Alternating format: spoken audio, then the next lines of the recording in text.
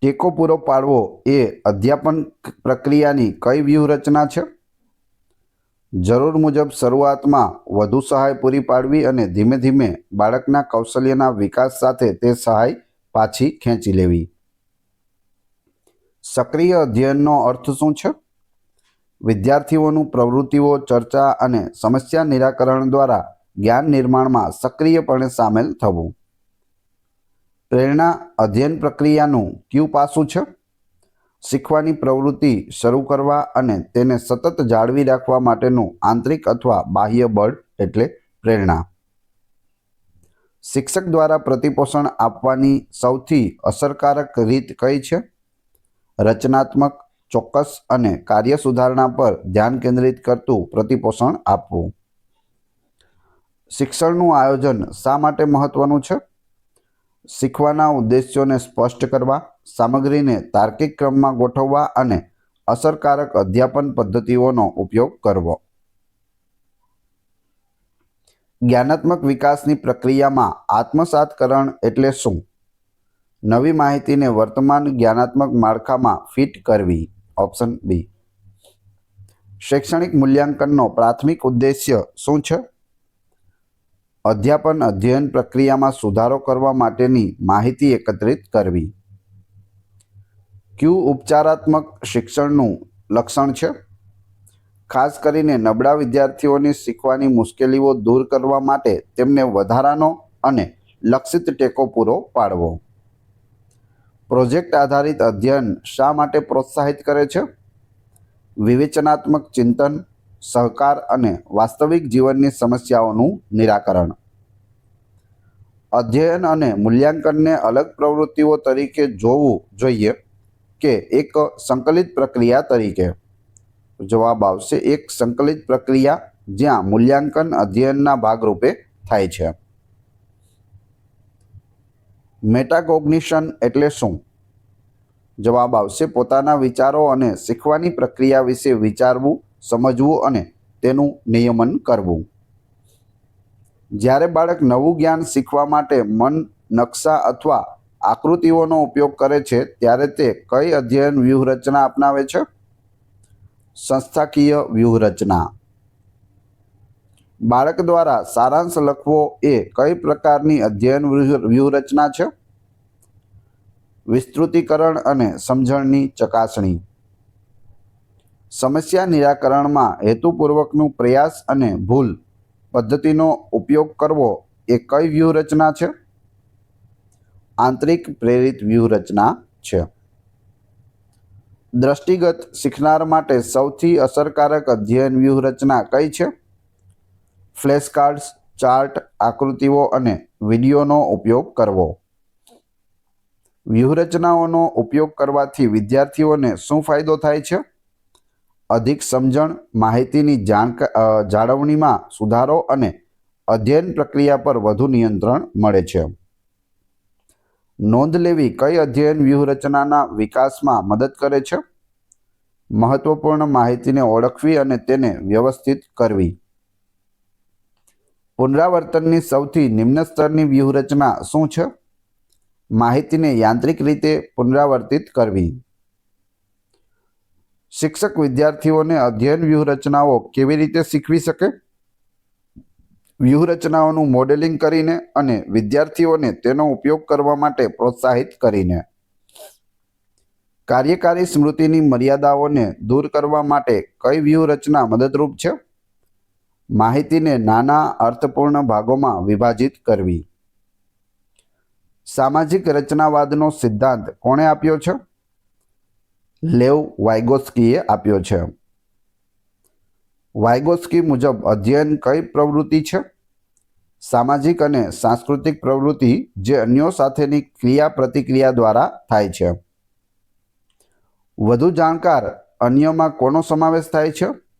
શિક્ષક, માતાપિતા, વરિષ્ઠ સહપાઠી અથવા કોઈ ટેકનોલોજી આધારિત સાધનનો. સહકારી અધ્યયનના જૂથ કાર્યમાં સામાજિક પરિપ્રેક્ષ્ય કેવી રીતે કાર્ય કરે છે? સહપાઠીઓ એકબીજાને ટેકો આપે છે, વિચારોની આપ-લે કરે છે અને સામૂહિક રીતે સમસ્યાઓનું નિરાકરણ કરે છે. સંસ્કૃતિ અધ્યયન પર કેવી રીતે અસર કરે છે?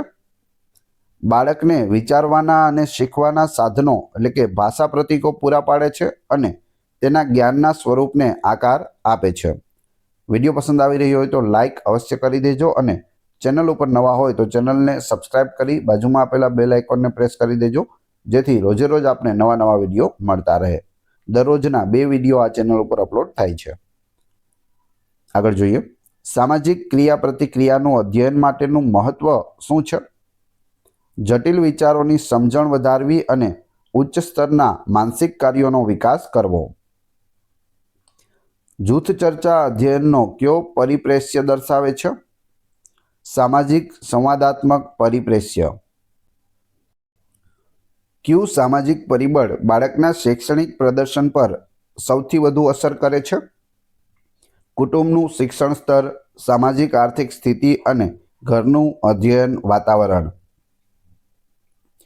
વાઇગોત્સ્કી મુજબ ભાષાની અધ્યયનમાં શું ભૂમિકા છે?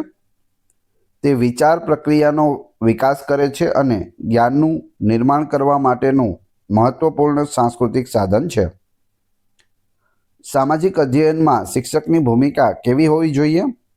સહાયક, સુવિધા આપનાર અને માર્ગદર્શક. કયું આંતરિક પ્રેરણાનું ઉદાહરણ છે?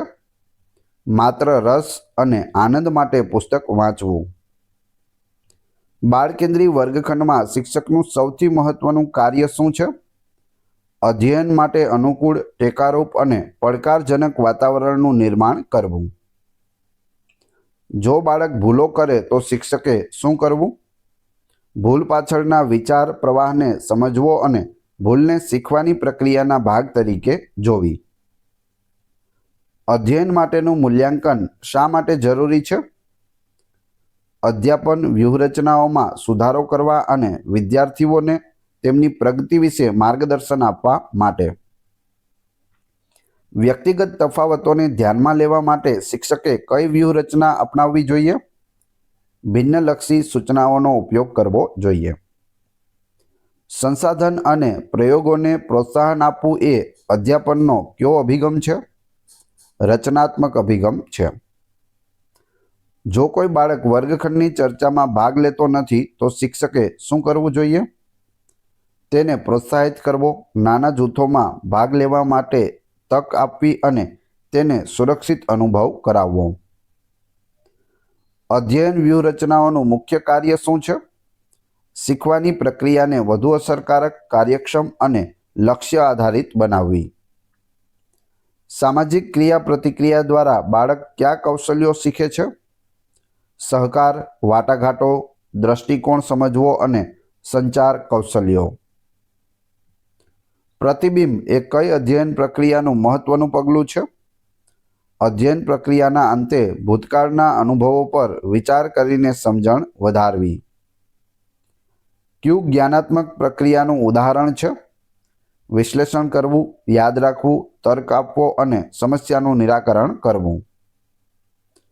પ્રત્યક્ષ અધ્યયન ક્યારે અસરકારક છે? મૂળભૂત કૌશલ્યો, તથ્યો અથવા પગલાં દર પગલાં પ્રક્રિયાઓ શીખવવા માટે. શિક્ષકે શિક્ષણના સાધનોનો ઉપયોગ શા માટે કરવો? વિષયને વધુ આકર્ષક, મૂર્ત અને વિવિધ શીખવાની શૈલીઓ માટે સુલભ બનાવવા માટે. બાળકની પૂછપરછને પ્રોત્સાહન આપવાથી કયો ફાયદો થાય છે? તે બાળકના જિજ્ઞાસાના વિકાસમાં મદદ કરે છે અને તેમને જ્ઞાનના સક્રિય નિર્માતા બનાવે છે. વ્યક્તિગત શિક્ષણ ક્યારે યોગ્ય છે? જ્યારે બાળકનું શીખવાનું સ્તર અથવા ગતિ અન્ય વિદ્યાર્થીઓ કરતાં નોંધપાત્ર રીતે અલગ હોય ત્યારે. સામાજિક અધ્યયનમાં શિક્ષકે કયા પ્રકારની પ્રવૃત્તિઓનું આયોજન કરવું જોઈએ? ભૂમિકા ભજવવી, જૂથ પ્રોજેક્ટ અને સહિયારી સમસ્યા નિરાકરણ. કઈ અધ્યયન વ્યૂહરચના લાંબા ગાળાની સ્મૃતિ માટે સૌથી અસરકારક છે? તો તે છે માહિતીને અર્થપૂર્ણ રીતે વ્યવસ્થિત કરવી અને તેને પૂર્વ જ્ઞાન સાથે જોડવી. શિક્ષક દ્વારા થતું અવલોકન અધ્યયન પ્રક્રિયામાં કેવી રીતે મદદ કરે છે? બાળક કેવી રીતે વિચારે છે, કઈ વ્યૂહરચનાઓનો ઉપયોગ કરે છે અને ક્યાં મુશ્કેલી અનુભવે છે તે સમજવામાં મદદ કરે છે.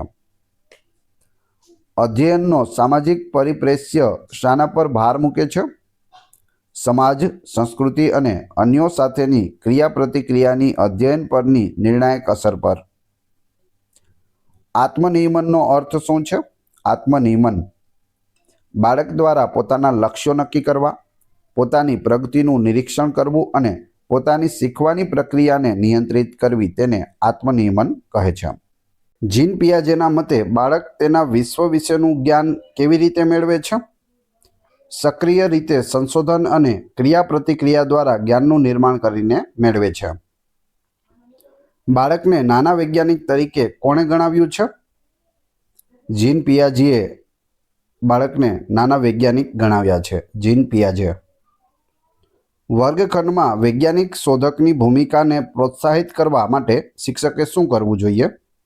બાળકોને પ્રયોગો કરવા, અવલોકનો નોંધવા અને પ્રશ્નો પૂછવા માટે પ્રોત્સાહિત કરવા જોઈએ.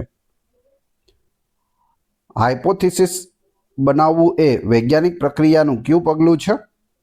સમસ્યાના સંભવિત ઉકેલ અથવા કારણ વિશે તાર્કિક અનુમાન લગાવવું છે.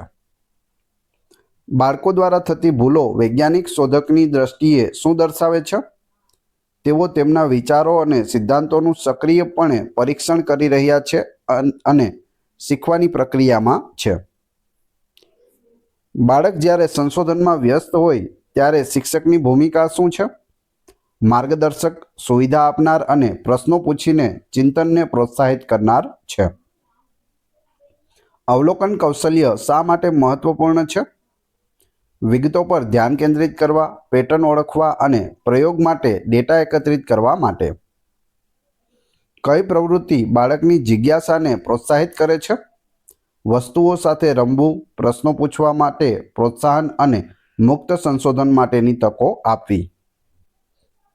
પ્રોજેક્ટ કાર્યમાં બાળક વૈજ્ઞાનિક શોધક તરીકે કેવી રીતે કાર્ય કરે છે? સમસ્યાની વ્યાખ્યા કરીને, યોજના બનાવીને, માહિતી એકત્ર કરીને અને પરિણામોનું વિશ્લેષણ કરીને. બાળકની તુલના અને વર્ગીકરણ કરવાની ક્ષમતા તેના કયા કૌશલ્યોનો વિકાસ કરે છે? વિવેચનાત્મક ચિંતન અને તાર્કિક તર્ક. સમસ્યા નિરાકરણની પ્રક્રિયાનું પ્રથમ પગલું શું છે? સમસ્યાને સમજવી અને તેની વ્યાખ્યા કરવી. રચનાત્મક દ્રષ્ટિકોણ મુજબ સમસ્યા નિરાકરણ માટે સૌથી મહત્વનું શું છે? પૂર્વ જ્ઞાનને નવા સંદર્ભમાં લાગુ કરવું અને શીખેલી વ્યૂહરચનાઓનો ઉપયોગ કરવો. વિચાર મંથન પ્રવૃત્તિનો હેતુ સમસ્યા નિરાકરણમાં શું છે? સમસ્યાના ઉકેલ માટે શક્ય તેટલા વધુ વિચારો અને વિકલ્પો ઉત્પન્ન કરવા. જો કોઈ બાળક સમસ્યા હલ કરવામાં અટવાઈ જાય તો શિક્ષકે શું કરવું? તેને સમસ્યાને નાના ભાગોમાં વિભાજિત કરવા અને સંબંધિત કૌશલ્યો પર ટેકો આપવા માટે પૂછવું. ટ્રાયલ એન્ડ એરર પદ્ધતિ સમસ્યા નિરાકરણમાં ક્યારે અસરકારક છે? જ્યારે બાળક પાસે ઉકેલ માટેનો કોઈ સ્પષ્ટ રસ્તો ન હોય અને તે વિકલ્પોનું વ્યવસ્થિત પરીક્ષણ કરે ત્યારે.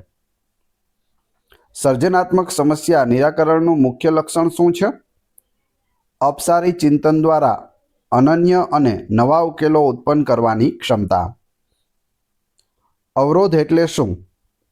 અવરોધ એટલે વસ્તુઓનો ઉપયોગ માત્ર તેના પરંપરાગત કાર્ય માટે જ કરી શકાય તેવું માનવું, જે ઉકેલને મર્યાદિત કરે છે. કયું વાસ્તવિક જીવનની સમસ્યાનું ઉદાહરણ છે? શાળાના કચરાના વ્યવસ્થાપનને સુધારવા માટેની યોજના બનાવવી. શિક્ષક બાળકોમાં સહિષ્ણુતા કેવી રીતે વધારી શકે? મુશ્કેલ સમસ્યાઓ પર કામ કરવા માટે પ્રોત્સાહિત કરવું અને તરત જ સાચા જવાબ પર ન પહોંચવાની અપેક્ષા રાખવી. જૂથ સમસ્યા નિરાકરણમાં શું ફાયદો છે? વિવિધ દ્રષ્ટિકોણ અને જ્ઞાનનું સંયોજન થાય છે, જેનાથી વધુ મજબૂત અને સર્જનાત્મક ઉકેલો મળે છે. સમસ્યા નિરાકરણ કૌશલ્યનો વિકાસ કરવા માટે કઈ શૈક્ષણિક પદ્ધતિ સૌથી યોગ્ય છે? શોધ પદ્ધતિ અને હેન્ડ્સ ઓન પ્રવૃત્તિઓ. તર્કના કયા પ્રકારમાં બાળક સામાન્ય નિયમોમાંથી ચોક્કસ નિષ્કર્ષ તરફ જાય છે? નિગમન તર્ક. બાળક જ્યારે ચોક્કસ અવલોકનોમાંથી સામાન્ય નિયમ તારવે છે ત્યારે તે કયા તર્કનો ઉપયોગ કરે છે? આગમન તર્કનો ઉપયોગ કરે છે. સંદર્ભોમાંથી શીખવું શા માટે શોધક તરીકે બાળકના વિકાસમાં મદદ કરે છે? જ્ઞાનને વાસ્તવિક જીવનની પરિસ્થિતિમાં લાગુ પાડવાથી જ્ઞાનની ઊંડી સમજણ અને સમસ્યા નિરાકરણની ક્ષમતા વધે છે. પૂછપરછના કૌશલ્યનો વિકાસ કરવા માટે શિક્ષકે શું કરવું? બાળકોને કેવી રીતે અને શા માટે જેવા વિચાર પ્રેરક પ્રશ્નો પૂછવા માટે ઉત્તેજિત કરવા. વિવેચનાત્મક ચિંતન એટલે શું? તર્કનું મૂલ્યાંકન કરવું, પૂર્વધારણાઓ ઓળખવી અને માહિતીના આધારે સમજદારીપૂર્વક નિર્ણય લેવો. મિત્રો, વિડીયો પસંદ આવી રહ્યો હોય તો લાઇક અવશ્ય કરી દેજો. ચેનલ ઉપર નવા હોય તો ચેનલને સબસ્ક્રાઇબ કરી બાજુમાં આપેલા બેલ આઇકોનને પ્રેસ કરી દેજો, જેથી રોજે રોજ આપને નવા વિડીયો મળતા રહેશે. બાળકને અનુમાન લગાવવા માટે કહેવું એ કયા કૌશલ્યનો ભાગ છે? વૈજ્ઞાનિક પ્રક્રિયા કૌશલ્ય, જ્યાં અવલોકનોના આધારે શું થઈ શકે તે વિશે તર્ક આપવામાં આવે છે. કયું સામાન્યીકરણનું ઉદાહરણ છે? એક પ્રયોગના પરિણામોના આધારે સમાન પરિસ્થિતિઓમાં પણ તે જ પરિણામ મળશે તેવું નિષ્કર્ષ કાઢવું. ઓપન એન્ડેડ પ્રશ્નો શું પ્રોત્સાહિત કરે છે? બાળકની વિચાર પ્રક્રિયા, સર્જનાત્મકતા અને વિવિધ ઉકેલો વિશે વિચારવાની ક્ષમતા. બાળકને પ્રયોગોની ડિઝાઇન શીખવવાથી શું થાય છે? સમસ્યાને નિયંત્રિત કરવા, ચલોને અલગ પાડવા અને વૈજ્ઞાનિક પદ્ધતિનો ઉપયોગ કરવાના કૌશલ્યનો વિકાસ થાય છે. કયું શોધ આધારિત શિક્ષણનું શ્રેષ્ઠ ઉદાહરણ છે? વિદ્યાર્થીઓને વિવિધ આકારો આપવામાં આવે છે અને તેમને ત્રિકોણ અને ચતુષ્કોણના ગુણધર્મો જાતે શોધવા માટે કહેવામાં આવે છે. રચનાત્મક મૂલ્યાંકન વૈજ્ઞાનિક શોધક તરીકે બાળકના વિકાસમાં કેવી રીતે મદદ કરે છે? બાળકના વિચારો અને તર્કમાં રહેલી ખામીઓને સમયસર ઓળખીને અને સુધારા માટે માર્ગદર્શન આપીને. વિચાર મંથન કરતી વખતે શિક્ષકની ભૂમિકા શું છે? બધા વિચારોનું સ્વાગત કરવું, કોઈ ટીકા ન કરવી અને પ્રક્રિયાને માર્ગદર્શન આપવું. બાળક જ્યારે સમસ્યાના વિવિધ ઉકેલો રજૂ કરે છે ત્યારે શિક્ષકે શું કરવું જોઈએ? દરેક ઉકેલની રચનાત્મકતા અને સંભવિતતાની ચર્ચા કરવી અને તેમને તેનું મૂલ્યાંકન કરવા માટે પ્રોત્સાહિત કરવું. ખુલ્લું વાતાવરણ બાળકના શોધક તરીકેના વિકાસ માટે કેમ મહત્વનું છે? બાળકને ભય વિના પ્રયોગો કરવા, નિષ્ફળ જવા અને ફરી પ્રયાસ કરવા માટે જગ્યા પૂરી પાડવી. સંવર્ધન પ્રવૃત્તિઓનો હેતુ સમસ્યા ઉકેલનાર તરીકે બાળકના વિકાસમાં શું છે? બાળકોને તેમના વર્તમાન સ્તર કરતાં વધુ ઊંડી અને જટિલ સમસ્યાઓ પર કામ કરવા માટે પડકાર આપવો. જો કોઈ બાળક વારંવાર એક જ પ્રકારની ભૂલો કરે છે તો શિક્ષકે શું કરવું? તેની વિચાર પ્રક્રિયામાં રહેલી ખોટી સમજણને ઓળખવી અને તેને દૂર કરવા માટે ઉપચારાત્મક શિક્ષણ આપવું જોઈએ. બાળકની સ્વાભાવિક વૃત્તિ જે તેને શોધક બનાવે છે તે કઈ છે?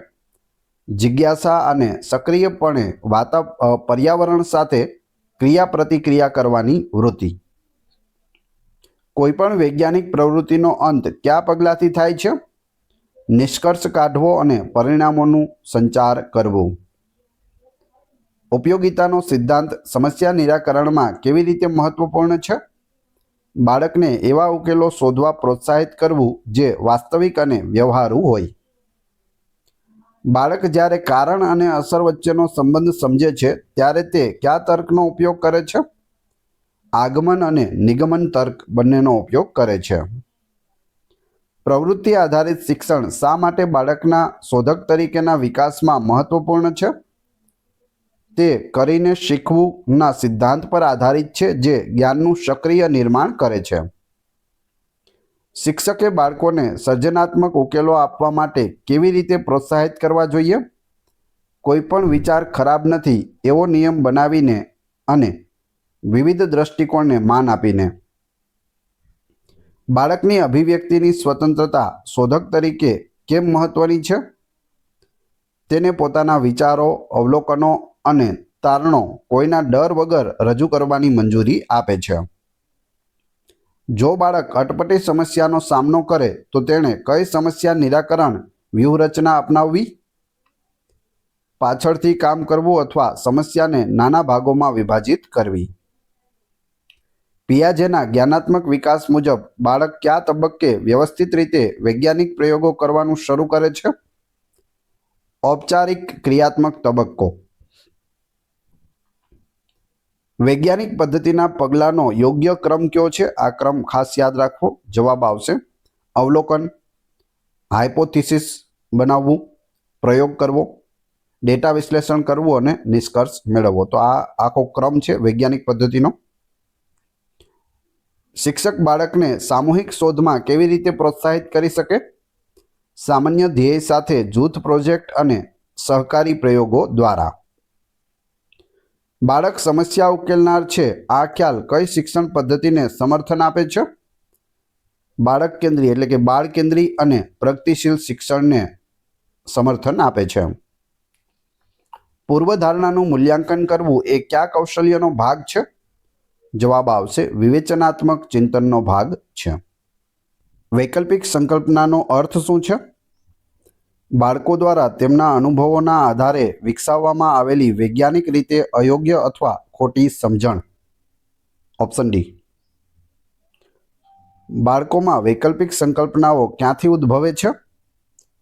તો જવાબ આવશે વાસ્તવિક દુનિયાના અનુભવોનું અર્થઘટન, ભાષાનો ઉપયોગ અને પૂર્વ જ્ઞાન દ્વારા ઉદ્ભવે છે. Option A.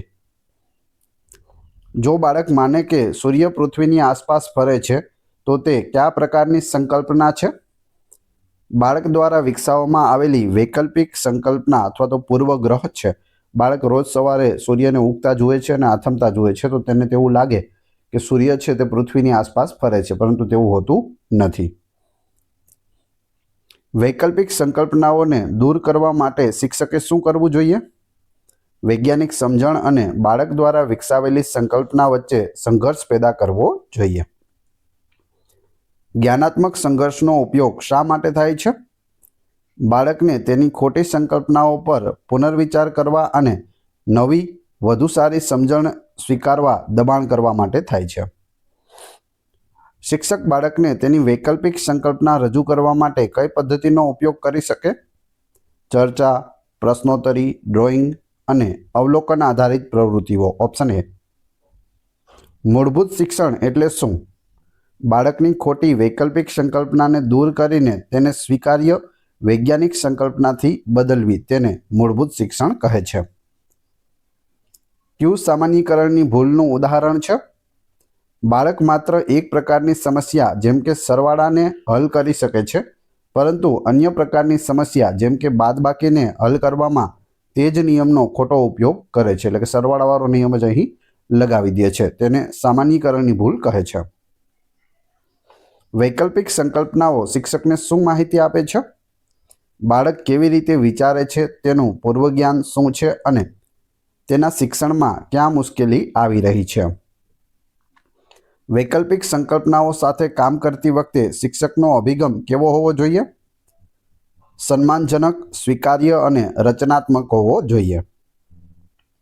અધ્યયન પ્રક્રિયામાં ભૂલોને કેવી રીતે જોવી જોઈએ? બાળક કેવી રીતે વિચારે છે તે સમજવાની તક અને અધ્યયનનું અનિવાર્ય અને મહત્વપૂર્ણ સોપાન. ભૂલોનું વિશ્લેષણ શિક્ષકને શું મદદ કરે છે? બાળકના વિચારોના મૂળ, ખોટી સમજણ અને અસરકારક ઉપચારાત્મક શિક્ષણની યોજના બનાવવામાં મદદ કરે છે. બાળક જો સિસ્ટમેટિક ભૂલો કરે તો તેનો અર્થ શું છે? બાળકે તે વિષય વિશે એક ચોક્કસ પરંતુ ખોટો નિયમ અથવા તર્ક વિકસાવ્યો છે, એટલે કે યાદ રાખી લીધો છે. ભયમુક્ત ભૂલ વાતાવરણનું નિર્માણ શા માટે જરૂરી છે? બાળકને ડર્યા વિના પ્રયોગો કરવા, પડકારો લેવા અને ભૂલોમાંથી સક્રિયપણે શીખવા માટે પ્રોત્સાહિત કરવા માટે ભયમુક્ત ભૂલ વાતાવરણ છે તે જરૂરી છે. ભૂલને મહત્વપૂર્ણ સોપાન તરીકે સમજાવતા શિક્ષકે વર્ગખંડમાં શું કરવું જોઈએ? વિદ્યાર્થીઓને તેમની ભૂલો વિશે ખુલ્લી ચર્ચા કરવા અને ભૂલો કેવી રીતે સુધારવી તેના પર સહકારી રીતે કામ કરવા માટે પ્રોત્સાહિત કરવા જોઈએ. જો કોઈ બાળક અપૂરતા જ્ઞાનને કારણે ભૂલ કરે તો શિક્ષકે શું કરવું? મૂળભૂત ખ્યાલોને ફરીથી શીખવવા અને પૂરતા ઉદાહરણો સાથે પ્રેક્ટિસ કરાવવી. ભૂલોને સુધારવાની પ્રક્રિયા બાળકમાં શું વિકસાવે છે? મેટાકોગ્નિશન અને સ્વનિયમન કૌશલ્ય વિકસાવે છે. ભૂલો પર રચનાત્મક પ્રતિપોષણ કેવું હોવું જોઈએ? શા માટે ભૂલ થઈ અને તેને કેવી રીતે સુધારી શકાય તેના પર ચોક્કસ માર્ગદર્શન આપવું. કઈ બાળકેન્દ્રી પદ્ધતિમાં ભૂલોનું સૌથી વધુ મહત્વ છે? પ્રોજેક્ટ આધારિત અધ્યયન અને સંશોધન આધારિત શિક્ષણ પર. જો બાળક ધ્યાન ન આપવાને કારણે ભૂલ કરે તો શિક્ષકે શું કરવું જોઈએ? બાળકનું ધ્યાન કેન્દ્રિત ન થવાના મૂળ કારણો જેમ કે શારીરિક જરૂરિયાતો, રુચિનો અભાવને ઓળખવા અને સુધારવું. વૈકલ્પિક સંકલ્પનાઓના નિદાન માટે કયું સાધન સૌથી અસરકારક છે? વ્યક્તિગત ઇન્ટરવ્યૂ, ઓપન એન્ડેડ પ્રશ્નો અને સંકલ્પના નકશા. શિક્ષક બાળકને તેની ખોટી સંકલ્પનાઓમાંથી બહાર આવવા માટે કેવી રીતે મદદ કરી શકે છે? તેની હાલની સમજણને નવી માહિતીના આધારે પુનઃરચના કરવા માટે તકો પૂરી પાડીને. પૂર્વગ્રહો કયા તબક્કે સૌથી મજબૂત હોય છે? પ્રાથમિક શાળાના તબક્કા પહેલા અને દરમિયાન, કારણ કે બાળક વાસ્તવિક દુનિયા સાથે પ્રથમ ક્રિયાપ્રતિક્રિયા કરે છે. જો બાળક માને કે વજનદાર વસ્તુઓ હલકી વસ્તુઓ કરતાં વધુ ઝડપથી પડે છે તો આ સંકલ્પનાને સુધારવા શું કરવું જોઈએ? બાળકોને વિવિધ વજનની વસ્તુઓ સમાન ઊંચાઈથી એકસાથે ફેંકીને પ્રયોગ કરવા અને અવલોકન કરવા કહેવું. ખોટી સંકલ્પનાઓ ધરાવતા બાળકને કેવી રીતે શીખવવું જોઈએ? પહેલાં તેની હાલની સંકલ્પનાને ઓળખવી, પછી વિરોધાભાસી ઉદાહરણો રજૂ કરવા અને વૈજ્ઞાનિક સમજણ તરફ માર્ગદર્શન આપવું. ભૂલો બાળકોમાં આત્મનિયમન કૌશલ્યને કેવી રીતે પ્રોત્સાહિત કરે છે? બાળકને તેની ભૂલનું કારણ સમજાવવા, તેની અધ્યયન વ્યૂહરચનાઓનું મૂલ્યાંકન કરવા અને સુધારવા માટે પ્રોત્સાહિત કરે છે. સહાયક ભૂલો એટલે શું? જે ભૂલો શિક્ષકને બાળકના તાર્કિક વિચારો વિશે નિર્ણાયક માહિતી પૂરી પાડે છે અને શીખવવાની દિશા આપે છે તેને સહાયક ભૂલો કહે છે. વિડીયો પસંદ આવી રહ્યો હોય તો લાઇક અવશ્ય કરી દેજો અને ચેનલ ઉપર નવા હોય તો ચેનલને સબસ્ક્રાઇબ કરી બેલ આઇકોન પ્રેસ કરવાનું ના ભૂલશો, જેથી રોજે રોજ આપને નવા વિડીયો મળતા રહે. આગળ જોઈએ.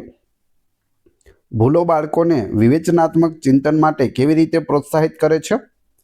તેઓ તેમની ધારણાઓ અને ઉપયોગમાં લેવાતી પદ્ધતિઓ પર પ્રશ્ન કરવા અને પુનર્વિચાર કરવા દબાણ કરે છે.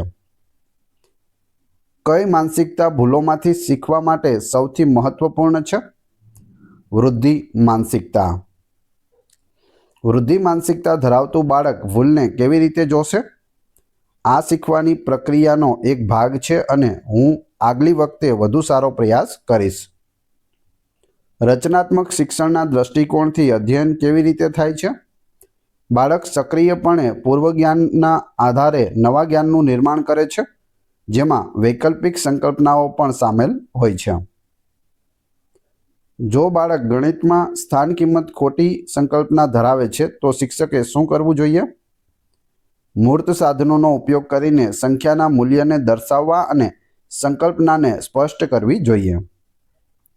ભાષા આધારિત ભૂલો ક્યારે થાય છે? જ્યારે બાળક શબ્દોના અર્થ અથવા સૂચનાઓનું ખોટું અર્થઘટન કરે છે, ખાસ કરીને વિજ્ઞાન કે ગણિતમાં. વૈકલ્પિક સંકલ્પનાઓ સમય સાથે કેવી રીતે બદલાય છે? નવા અનુભવો અને માહિતીના આધારે તે ધીમે ધીમે વધુ વૈજ્ઞાનિક સમજણ તરફ વિકસિત થાય છે અથવા બદલાય છે. વર્ગખંડમાં ભૂલોનું પ્રદર્શન શા માટે ટાળવું જોઈએ? તે બાળકના આત્મસન્માનને નુકસાન પહોંચાડી શકે છે અને ભૂલો કરવાના ડરને પ્રોત્સાહન આપી શકે છે. સહપાઠીઓના પ્રતિપોષણનું ભૂલો સુધારવામાં શું મહત્વ છે? બાળકને તેના સાથીઓના દૃષ્ટિકોણથી ભૂલ સમજવામાં મદદ કરે છે અને સામાજિક અધ્યયનને પ્રોત્સાહિત કરે છે. ખોટી સંકલ્પનાઓનું નિવારણ કરવા માટે કયું શિક્ષણ મોડેલ સૌથી વધુ ઉપયોગી છે? સંકલ્પનાત્મક પરિવર્તન મોડેલ. ભૂલની પ્રકૃતિ કયા પાસા વિશે માહિતી આપે છે? જવાબ આવશે ભૂલનું મૂળ કારણ, જેમ કે પદ્ધતિગત, તાર્કિક, ધ્યાનનો અભાવ કે વૈકલ્પિક સંકલ્પના. જો બાળક અસંગત માહિતીનો સામનો કરે તો શું કરી શકે? જ્ઞાનાત્મક સંતુલન અનુભવવું અને સમાયોજન દ્વારા નવી સમજણ વિકસાવવી તે કરી શકે. ઉપચારાત્મક કાર્ય માટે ભૂલોનું વિશ્લેષણ શા માટે મહત્વનું છે? તે શિક્ષકને ચોક્કસ સમસ્યા અને ભૂલના પ્રકાર પર ધ્યાન કેન્દ્રિત કરવા માટે સક્ષમ બનાવે છે. બાળકની ભૂલ તેના શીખવાના લક્ષ્યો સાથે કેવી રીતે સંબંધિત છે? ભૂલ દર્શાવે છે કે કયા લક્ષ્યો હજુ સુધી પ્રાપ્ત થયા નથી અને કયા ક્ષેત્રોમાં ધ્યાન કેન્દ્રિત કરવાની જરૂર છે. વૈકલ્પિક સંકલ્પનાઓને અવગણવાથી શું પરિણામ આવી શકે? નવું જ્ઞાન અગાઉની ખોટી સમજણ સાથે સંઘર્ષ કરશે અને અધ્યયન અધૂરું અથવા અયોગ્ય રહેશે. કયું ધ્યાનની ભૂલનું ઉદાહરણ છે? પ્રશ્નની સૂચનાઓનો એક ભાગ ન વાંચવો અને તેના કારણે ખોટો જવાબ આપવો. ભૂલોમાંથી શીખવું એ શૈક્ષણિક શાસ્ત્રના કયા સિદ્ધાંત પર ભાર મૂકે છે? બાળકનું અધ્યયન પ્રક્રિયામાં સક્રિય હોવું. ભૂલોમાંથી શીખવું એ શૈક્ષણિક શાસ્ત્રનો સિદ્ધાંત છે. બાળકનું અધ્યયન પ્રક્રિયામાં સક્રિય હોવું તેના ઉપર ભાર મૂકે છે. જો કોઈ બાળક માને કે બધી સજીવ વસ્તુઓ ખસે છે અને તેથી ઝાડ છે તે સજીવ નથી, તો આ ભૂલ શું દર્શાવે છે? કોઈ બાળક એવું માને કે જેટલી પણ સજીવ વસ્તુ છે, જીવજંતુ હોય, પ્રાણી હોય કે મનુષ્ય હોય કે કોઈ પણ, તો તે એક જગ્યાએથી બીજી જગ્યાએ ખસી શકે છે. જ્યારે ઝાડ છે તે ખસી શકતું નથી એટલે તે સજીવ નથી એવું માને છે. તો તે ભૂલ શું દર્શાવે છે? સજીવતાની વૈકલ્પિક સંકલ્પના, જેમાં માત્ર ગતિને જ જીવનનું માપદંડ છે તે માનવામાં આવે છે, તે દર્શાવે છે. ભૂલ સુધારવાની પ્રક્રિયામાં બાળકને સૌથી વધુ શું પ્રોત્સાહન આપે છે? પ્રયાસ અને પ્રગતિ માટેની પ્રશંસા અને પ્રોત્સાહન છે તે સૌથી વધુ આપે છે પ્રોત્સાહન. કયું સંકલ્પનાત્મક પરિવર્તનનું અંતિમ પરિણામ છે? બાળક વૈજ્ઞાનિક રીતે સ્વીકૃત સંકલ્પનાનો ઉપયોગ કરીને સમસ્યાઓ હલ કરી શકે છે. વૈકલ્પિક સંકલ્પનાઓ શિક્ષણમાં કયા પાસા પર પ્રકાશ પાડે છે? અધ્યયન પ્રક્રિયાની વ્યક્તિગત અને રચનાત્મક પ્રકૃતિ. બાળકને નિષ્ફળ જવા માટે સુરક્ષિત અનુભવ કરાવવો કેમ જરૂરી છે? જેથી તે પ્રયોગો કરી શકે, ભૂલો કરી શકે અને ડર વિના સક્રિયપણે શીખવાના પ્રયાસો કરી શકે. ભૂલો શિક્ષક માટે કયા પ્રશ્નનો જવાબ આપે છે? બાળક કયા બિંદુએ યોગ્ય રીતે વિચારવામાં અસફળ રહ્યું છે તેના વિશે જવાબ આપે છે. બોધ શબ્દ કઈ માનસિક પ્રવૃત્તિઓનો ઉલ્લેખ કરે છે? જવાબ આવશે વિચારવું, સમજવું, યાદ રાખવું, સમસ્યાઓનું નિરાકરણ કરવું અને નિર્ણય લેવો. Option D. વિવેચનાત્મક ચિંતન બોધનું કયું પાસું છે? જવાબ છે તર્કનું મૂલ્યાંકન કરવું, માહિતીનું વિશ્લેષણ કરવું અને તાર્કિક નિર્ણય લેવો. યાદશક્તિના 3 મુખ્ય તબક્કા કયા છે? સંકેતીકરણ, સંગ્રહ અને પુનઃપ્રાપ્તિ. સમસ્યા નિરાકરણ કૌશલ્યમાં કયા પ્રકારના ચિંતનનો સમાવેશ થાય છે? તાર્કિક, વિશ્લેષણાત્મક અને સર્જનાત્મક ચિંતનનો સમાવેશ થાય છે. મેટાકોગ્નિશનનો અર્થ શું છે? પોતાના જ્ઞાનાત્મક એટલે કે વિચાર પ્રક્રિયાઓ વિશે વિચારવું, સમજવું અને તેનું નિયમન કરવું. ભાષા અને બોધ વચ્ચેનો સંબંધ કેવો છે? ભાષા એ બોધનું એક મહત્વપૂર્ણ સાધન છે જે વિચારોને વ્યક્ત કરવામાં અને જ્ઞાનનું સંરચના કરવામાં મદદ કરે છે. શૈક્ષણિક પ્રદર્શન પર બોધની અસર કેવી હોય છે? શૈક્ષણિક પ્રદર્શન સીધો બાળકના મજબૂત બોધાત્મક કૌશલ્યો એટલે કે યાદશક્તિ અને તર્ક સાથે સંબંધિત છે. સંકલ્પના નિર્માણમાં બોધની કઈ પ્રક્રિયા સામેલ છે? વસ્તુઓ, ઘટનાઓ અથવા વિચારો વચ્ચેની સમાનતાઓ અને તફાવતોને ઓળખીને તેમને શ્રેણીઓમાં ગોઠવવા. બોધના વિકાસમાં પૂર્વ અનુભવોની શું ભૂમિકા છે? પૂર્વ અનુભવો બાળકના નવા જ્ઞાનનું અર્થઘટન કરવા અને નવા બોધાત્મક માળખા બનાવવાનો આધાર છે. નિર્ણય લેવાની પ્રક્રિયામાં કઈ બોધાત્મક પ્રવૃત્તિ મહત્વપૂર્ણ છે? વિકલ્પોનું મૂલ્યાંકન કરવું, જોખમોનું વિશ્લેષણ કરવું અને તાર્કિક પસંદગી કરવી. સંવેગો એટલે શું? ચોક્કસ પરિસ્થિતિના પ્રતિભાવમાં ઉદ્ભવતી મજબૂત અનુભૂતિઓ જે શારીરિક અને માનસિક ફેરફારો સાથે સંકળાયેલી હોય છે તેને સંવેગ કહે છે. સંવેગાત્મક બુદ્ધિ એટલે કે IQ નો અર્થ શું છે? EQ સંવેગાત્મક બુદ્ધિ.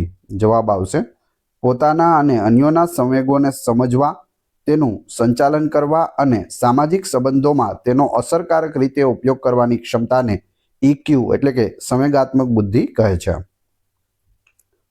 ક્યુ સકારાત્મક સંવેગ અધ્યયનને પ્રોત્સાહિત કરે છે? તો તે છે આનંદ અને જિજ્ઞાસા. સંવેગાત્મક નિયમન એટલે શું? સંવેગોને યોગ્ય રીતે અનુભવવા અને વ્યક્ત કરવા તેમજ તેમના વર્તન પરના પ્રભાવને નિયંત્રિત કરવો. સહાનુભૂતિ એ કયા પ્રકારનો સંવેગ છે? સામાજિક સંવેગ જે અન્યોની લાગણીઓ અને દ્રષ્ટિકોણને સમજવા સાથે સંબંધિત છે. જો બાળક અધ્યયન માટેનો ડર અનુભવે તો શિક્ષકે શું કરવું જોઈએ? તેને સહાય પૂરી પાડવી, પ્રોત્સાહિત કરવો અને વર્ગખંડનું ભયમુક્ત વાતાવરણ બનાવવું. સંવેગોનું પ્રાથમિક કાર્ય શું છે? વ્યક્તિને પરિસ્થિતિઓનો સામનો કરવા અથવા ટાળવા માટે તૈયાર કરવી, ક્રિયા માટે પ્રેરિત કરવી. સંવેગોનું લેબલિંગ એટલે શું? લાગણીઓને ચોક્કસ શબ્દો આપીને તેમને ઓળખવા અને સમજવા જે સંવેગાત્મક બુદ્ધિનો ભાગ છે. સામાજિક સંવેગાત્મક અધ્યયનનું મુખ્ય લક્ષ્ય શું છે? બાળકોને તેમના સંવેગો, સંબંધો અને જવાબદાર નિર્ણય લેવાના કૌશલ્યો વિકસાવવામાં મદદ કરવી. નકારાત્મક સંવેગો અધ્યયનને કેવી રીતે અસર કરી શકે? તે બોધના સંસાધનોને વિચલિત કરીને યાદશક્તિ, એકાગ્રતા અને સમસ્યા નિરાકરણને અવરોધી શકે છે. બોધ અને સંવેગો વચ્ચેનો સંબંધ કેવો છે? તેઓ પરસ્પર ક્રિયાપ્રતિક્રિયા કરે છે. સંવેગો બોધને પ્રભાવિત કરે છે અને બોધ સંવેગોને આકાર આપે છે. ઊંચી સંવેગાત્મક ઉત્તેજના બોધ પર કેવી અસર કરે છે? જટિલ બોધાત્મક કાર્યો જેમ કે તર્ક માટે નકારાત્મક અસર કરી શકે છે, પરંતુ સરળ કાર્યો માટે સકારાત્મક પણ હોઈ શકે છે. જ્યારે બાળક વ્યાકુળતા અનુભવે છે ત્યારે તેની યાદશક્તિ પર શું અસર થાય છે? યાદશક્તિ અને પુનઃપ્રાપ્તિ મુશ્કેલ બની જાય છે કારણ કે વાતાવરણપૂર્ણ હોર્મોન્સ બોધ પર અસર કરે છે. તણાવપૂર્ણ હોર્મોન્સ છે તે બોધ પર અસર કરે છે. સંવેગો નિર્ણય લેવાની પ્રક્રિયાને કેવી રીતે પ્રભાવિત કરે છે? સંવેગો ઝડપી અને સાહજિક નિર્ણયો તરફ દોરી શકે છે, ક્યારેક તાર્કિક વિશ્લેષણની અવગણના પણ કરીને. આત્મજાગૃતિ એ બોધ અને સંવેગનું કયું પાસું છે? પોતાના વિચારો, સંવેગો અને મૂલ્યોને સમજવાની ક્ષમતા. સકારાત્મક સંવેગો જેમ કે રસ અને આનંદ અધ્યયનની કેવી રીતે ટેકો આપે છે? અધ્યયનને ટેકો કઈ રીતે આપે છે? તે ધ્યાન વધારે છે, જિજ્ઞાસાને પ્રોત્સાહિત કરે છે અને વધુ સર્જનાત્મક બોધ તરફ દોરી જાય છે. સંવેગાત્મક રીતે મજબૂત અનુભવમાં યાદશક્તિ પર શું અસર થાય છે? આવી ઘટનાઓ વધુ સારી રીતે સંકેતીકૃત અને યાદ રહે છે, જેને ફ્લેશબલ્બ મેમરી કહેવામાં આવે છે. બોધાત્મક પુનઃસંરચના એટલે શું? જવાબ આવશે ઓપ્શન બી. સંવેગાત્મક પ્રતિક્રિયાઓને નિયંત્રિત કરવા માટે નકારાત્મક વિચારોને વધુ સકારાત્મક અને વાસ્તવિક વિચારોમાં બદલવાની પ્રક્રિયા. કઈ બોધાત્મક વિકૃતિ સંવેગોને નકારાત્મક રીતે પ્રભાવિત કરે છે? જવાબ આવશે કાળા અને સફેદ ચિંતન અથવા અતિશય સામાન્યીકરણ. Option B. અધ્યયન પ્રક્રિયામાં સંવેગાત્મક સંતોષની ભૂમિકા શું છે? જવાબ આવશે તે આંતરિક પ્રેરણાને વધારે છે અને શીખવાની પ્રવૃત્તિને મજબૂત બનાવે છે. શિક્ષકે વર્ગખંડમાં સંવેગાત્મક અને બોધાત્મક વિકાસને કેવી રીતે સંકલિત કરવો? આનો જવાબ જોઈએ તે પહેલાં વિડીયો પસંદ આવી રહ્યો હોય તો લાઇક અવશ્ય કરી દેજો. ચેનલ ઉપર નવા હોય તો ચેનલને સબસ્ક્રાઇબ કરી બેલ આઇકોનને પ્રેસ કરવાનું ના ભૂલશો, જેથી રોજે રોજ આપણે નવા વિડીયો મળતા રહે. દરરોજ આ ચેનલ ઉપર 2 વિડીયો અપલોડ છે તે થાય છે. આનો જવાબ આવશે સહકારી અધ્યયન, ભૂમિકા ભજવવી અને સમસ્યા નિરાકરણની પ્રવૃત્તિઓ દ્વારા. રમત બાળકના બોધાત્મક અને સંવેગાત્મક વિકાસમાં કેવી રીતે મદદ કરે છે? તે સર્જનાત્મકતા, સમસ્યા નિરાકરણ, સંવેગાત્મક અભિવ્યક્તિ અને સામાજિક કૌશલ્યો વિકસાવે છે. માઇન્ડફુલનેસ જેવી પ્રવૃત્તિઓનો હેતુ શું છે? બોધ અને સંવેગ પર ધ્યાન કેન્દ્રિત કરવા, તણાવ ઘટાડવા અને સ્વનિયમન સુધારવા માટે. સામાજિક સંવેગાત્મક અધ્યયન દ્વારા બાળકમાં કેવો બોધાત્મક ફાયદો થાય છે? વધુ સારું ધ્યાન, વધુ સારી નિર્ણય લેવાની ક્ષમતા અને વિવેચનાત્મક ચિંતન. પ્રેરણા, બોધ અને સંવેગમાં કયા તત્વ તરીકે કાર્ય કરે છે? તે એક સંવેગાત્મક બોધાત્મક પ્રક્રિયા છે જે લક્ષ્ય આધારિત વર્તનને ઉત્તેજિત કરે છે અને જાળવી રાખે છે. જો કોઈ બાળક નિષ્ફળતાના ડરને કારણે પ્રયત્ન ન કરે તો શિક્ષકે શું કરવું જોઈએ? ભૂલોને શીખવાના ભાગ તરીકે સ્વીકારવાની વૃદ્ધિ માનસિકતા વિકસાવવા માટે પ્રોત્સાહિત કરવો જોઈએ. શિક્ષકે બાળકને સંવેગાત્મક અભિવ્યક્તિ માટે કેવી રીતે મદદ કરવી જોઈએ?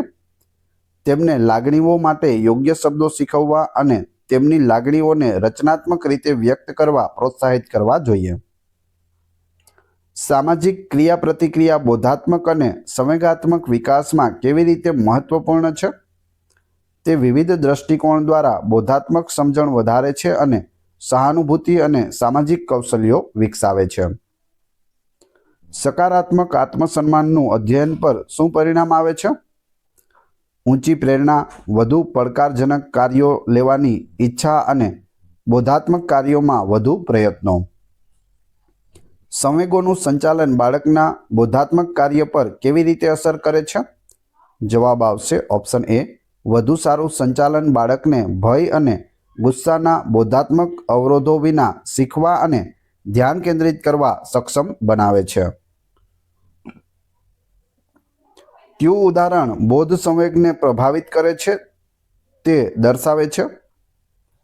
પરીક્ષાના પરિણામનું તર્કસંગત વિશ્લેષણ કરવું કે તે નબળું હતું, જેના કારણે નિરાશાની લાગણી થાય છે. કયું ઉદાહરણ સંવેગ બોધને પ્રભાવિત કરે છે તે દર્શાવે છે? ડર અનુભવવો, જેના કારણે પરીક્ષા દરમિયાન બોધાત્મક સંસાધનો અવરોધાય છે અને જવાબ યાદ નથી આવતા. સંવેગાત્મક અભિવ્યક્તિ અને જ્ઞાનાત્મક વિકાસ વચ્ચે શું સંબંધ છે? યોગ્ય સંવેગાત્મક અભિવ્યક્તિ બાળકના માનસિક સ્વાસ્થ્યને સુધારે છે, જે સ્વસ્થ જ્ઞાનાત્મક વિકાસ માટે પૂર્વ શરત છે. સામાજિક બોધ એટલે શું?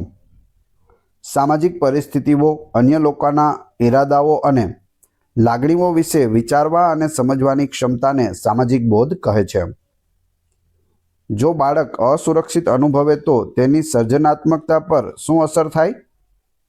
સર્જનાત્મકતા અવરોધાય, કારણ કે બાળક જોખમ લેવા અને સ્વતંત્ર વિચાર કરવા માટે સુરક્ષિત અનુભવતો નથી. આત્મનિયમનમાં બોધાત્મક અને સંવેગાત્મક નિયમન કેવી રીતે સંકળાયેલા છે? બોધાત્મક નિયમન વિચાર પર નિયંત્રણ અને સંવેગાત્મક નિયમન એટલે કે લાગણી પર નિયંત્રણ આત્મનિયમન માટે આવશ્યક છે. કયું સંવેગાત્મક કૌશલ્ય સમસ્યા નિરાકરણને ટેકો આપે છે? ધીરજ, નિરાશા સહન કરવાની ક્ષમતા અને આશાવાદ. બોધ સંવેગોના કયા પાસા માટે જવાબદાર છે? પરિસ્થિતિનું મૂલ્યાંકન કરવું અને સંવેગ કેમ થયો તે સમજવું. સંવેગાત્મક વિકાસમાં શિક્ષકની ભૂમિકા શું છે? મોડેલિંગ, સકારાત્મક પ્રતિપોષણ અને સામાજિક સંવેગાત્મક કૌશલ્યો શીખવવું. બોધ અને સંવેગ બાળકના કયા વિકાસને સંકલિત રીતે પ્રભાવિત કરે છે? જવાબ આવશે સમગ્ર વ્યક્તિત્વ વિકાસ, સામાજિક ક્ષમતા અને જીવનમાં સફળતા. પ્રેરણાનો મુખ્ય હેતુ શું છે? વ્યક્તિને ચોક્કસ ધ્યેય આધારિત વર્તન શરૂ કરવા, દિશા આપવા અને ટકાવી રાખવા માટે ઉત્તેજિત કરવી. જ્યારે બાળક ઇનામ મેળવવા માટે અભ્યાસ કરે છે ત્યારે તે કયા પ્રકારની પ્રેરણા છે? કે હું પ્રથમ નંબર આવીશ તો મને ટ્રોફી મળશે અથવા તો પ્રમાણપત્ર મળશે, તેના માટે બાળક અભ્યાસ કરે તો એ કયા પ્રકારની પ્રેરણા છે? બાહ્ય પ્રેરણા છે. જ્યારે બાળકને કોઈ વિષયમાં રસ હોવાને કારણે અભ્યાસ કરે છે ત્યારે તે કયા પ્રકારની પ્રેરણા છે? કોઈ બાળકને કંઈક નવું નવું જાણવામાં અથવા તો વિજ્ઞાનના પ્રયોગો જાણવામાં ખૂબ જ રસ છે અને તે શીખે છે તેના લીધે, તો તે આંતરિક પ્રેરણા છે. માસ્લોના જરૂરિયાતોના શ્રેણીબદ્ધ સિદ્ધાંત મુજબ અધ્યયન માટે કઈ જરૂરિયાત સંતોષવી પ્રાથમિક છે? શારીરિક અને સલામતી જરૂરિયાતો. શિક્ષક બાળકોમાં આંતરિક પ્રેરણા કેવી રીતે વધારી શકે? પસંદગીની સ્વતંત્રતા આપીને, અધ્યયનને આનંદપ્રદ બનાવીને અને જિજ્ઞાસાને પ્રોત્સાહિત કરીને વધારી શકે. ધ્યેયલક્ષી વર્તનને લાંબા સમય સુધી ટકાવી રાખવામાં શું મદદ કરે છે? આંતરિક પ્રેરણા અને ધ્યેય પ્રાપ્તિ માટેની પ્રતિબદ્ધતા. જો બાળક માને કે સફળતા માત્ર નસીબ પર આધારિત છે તો તેની પ્રેરણા પર શું અસર થાય છે? તે પ્રયત્નો કરવાનું બંધ કરશે કારણ કે તે સફળતા માટેના તેના આંતરિક નિયંત્રણને જોતો નથી, બાહ્ય નિયંત્રણ પર કેન્દ્રિત રહે છે, એટલે કે નસીબ પર આધાર રાખે છે. અધ્યયનમાં સફળતાનો અનુભવ પ્રેરણાને કેવી રીતે અસર કરે છે? તે આત્મકાર્યક્ષમતા વધારે છે અને ભવિષ્યના પ્રયત્નો માટે પ્રોત્સાહિત કરે છે. પ્રશંસા ક્યારે આંતરિક પ્રેરણા માટે અસરકારક છે? જ્યારે તે બાળકના પ્રયત્નો, પ્રક્રિયા અને ચોક્કસ પ્રગતિ પર ધ્યાન કેન્દ્રિત કરે છે ત્યારે. જિજ્ઞાસા એ કયા પ્રકારની પ્રેરણા છે? આંતરિક પ્રેરણા છે જે નવી માહિતી મેળવવા અને અજ્ઞાત વસ્તુઓનું સંશોધન કરવા માટે ઉત્તેજિત કરે છે. અધ્યયનને અસર કરતું સૌથી મહત્વનું જ્ઞાનાત્મક વ્યક્તિગત પરિબળ કયું છે? બુદ્ધિ અને પૂર્વજ્ઞાન છે. અધ્યયન શૈલીઓ અધ્યયનને કેવી રીતે અસર કરે છે? બાળક જે રીતે માહિતી પર પ્રક્રિયા કરે છે અને સંગ્રહિત કરે છે તે પ્રભાવિત થાય છે, જેનાથી વ્યક્તિગત પદ્ધતિઓની પસંદગી થાય છે. તણાવ અને ચિંતા અધ્યયનને કેવી રીતે અસર કરે છે? તે એકાગ્રતા, યાદશક્તિ અને સમસ્યા નિરાકરણને અવરોધીને અધ્યયનને નકારાત્મક રીતે પ્રભાવિત કરે છે. આત્મસન્માન અને અધ્યયન વચ્ચે શું સંબંધ છે? ઊંચું આત્મસન્માન બાળકને જોખમ લેવા, પ્રયત્ન કરવા અને પડકારજનક કાર્યોનો સામનો કરવા પ્રોત્સાહિત કરે છે. શારીરિક સ્વાસ્થ્ય અધ્યયનને કેવી રીતે અસર કરે છે? યોગ્ય પોષણ, ઊંઘ અને કસરત બાળકની એકાગ્રતા અને જ્ઞાનાત્મક કાર્યોને સુધારે છે. ધ્યાનની ઉણપ ધરાવતું બાળક અધ્યયનમાં શું મુશ્કેલી અનુભવી શકે? માહિતીને સંકેતીકૃત કરવામાં અને લાંબા સમય સુધી એક કાર્ય પર ધ્યાન કેન્દ્રિત કરવામાં. રુચિને અધ્યયન માટે કેમ મહત્વપૂર્ણ વ્યક્તિગત પરિબળ છે? બાળકની રુચિ પ્રેરણા વધારે છે, જેનાથી અધ્યયન પ્રવૃત્તિમાં વધુ પ્રયત્ન અને ઊંડી સંડોવણી થાય છે. જેથી રુચિ એ અધ્યયન માટે મહત્વપૂર્ણ વ્યક્તિગત પરિબળ છે. જ્ઞાનાત્મક શૈલી એટલે શું? વ્યક્તિની માહિતીને સમજવાની, અનુભવવાની અને તેના પર પ્રતિક્રિયા આપવાની લાક્ષણિક રીત એ જ્ઞાનાત્મક શૈલી છે. વિલંબિત સંતોષની ક્ષમતા અધ્યયનને કેવી રીતે મદદ કરે છે? બાળકને તાત્કાલિક પુરસ્કારને બદલે લાંબા ગાળાના અધ્યયન ધ્યેયો માટે કાર્ય કરવા સક્ષમ બનાવે છે. વિકલાંગતા ધરાવતા બાળક માટે કયું વ્યક્તિગત પરિબળ અધ્યયનને સૌથી વધુ અસર કરે છે? સંવેદનાત્મક, જ્ઞાનાત્મક, શારીરિક અથવા ભાવનાત્મક મર્યાદાઓ અને તેની જરૂરિયાત પ્રમાણેની અનુકૂલન ક્ષમતા. વર્ગખંડનું વાતાવરણ અધ્યયનને કેવી રીતે અસર કરે છે? ભયમુક્ત, સહકારી, સમાવેશી અને પ્રોત્સાહક વાતાવરણ અધ્યયનને ટેકો આપે છે, જ્યારે કડક કે ડરવાળું વાતાવરણ અવરોધે છે. શિક્ષક વિદ્યાર્થી સંબંધોનું અધ્યયન પર શું મહત્વ છે? સકારાત્મક, સહાયક અને વિશ્વાસ આધારિત સંબંધો બાળકની સલામતી અને ભાવનાત્મક જરૂરિયાતોને સંતોષીને પ્રેરણા વધારે છે. પારિવારિક સહયોગ અધ્યયનને કેવી રીતે અસર કરે છે? ઘરે નિયમિતતા, અધ્યયન માટેનું વાતાવરણ અને માતા પિતાની સકારાત્મક અપેક્ષાઓ બાળકનું શૈક્ષણિક પ્રદર્શન સુધારે છે. ભૌતિક સુવિધાઓ અધ્યયનને કેવી રીતે અસર કરે છે? યોગ્ય પ્રકાશ, તાપમાન, વેન્ટિલેશન અને શાંતિ અધ્યયન માટે અનુકૂળ પરિસ્થિતિઓ બનાવે છે. સામાજિક સાંસ્કૃતિક સંદર્ભ અધ્યયન પર શું પ્રભાવ પાડે છે? સાંસ્કૃતિક મૂલ્યો, ભાષા અને સામાજિક અપેક્ષાઓ બાળકના શિક્ષણ ધ્યેયો અને શૈલીઓને આકાર આપે છે. ત્યારબાદ સહપાઠીઓનું દબાણ અધ્યયનને કેવી રીતે અસર કરે છે?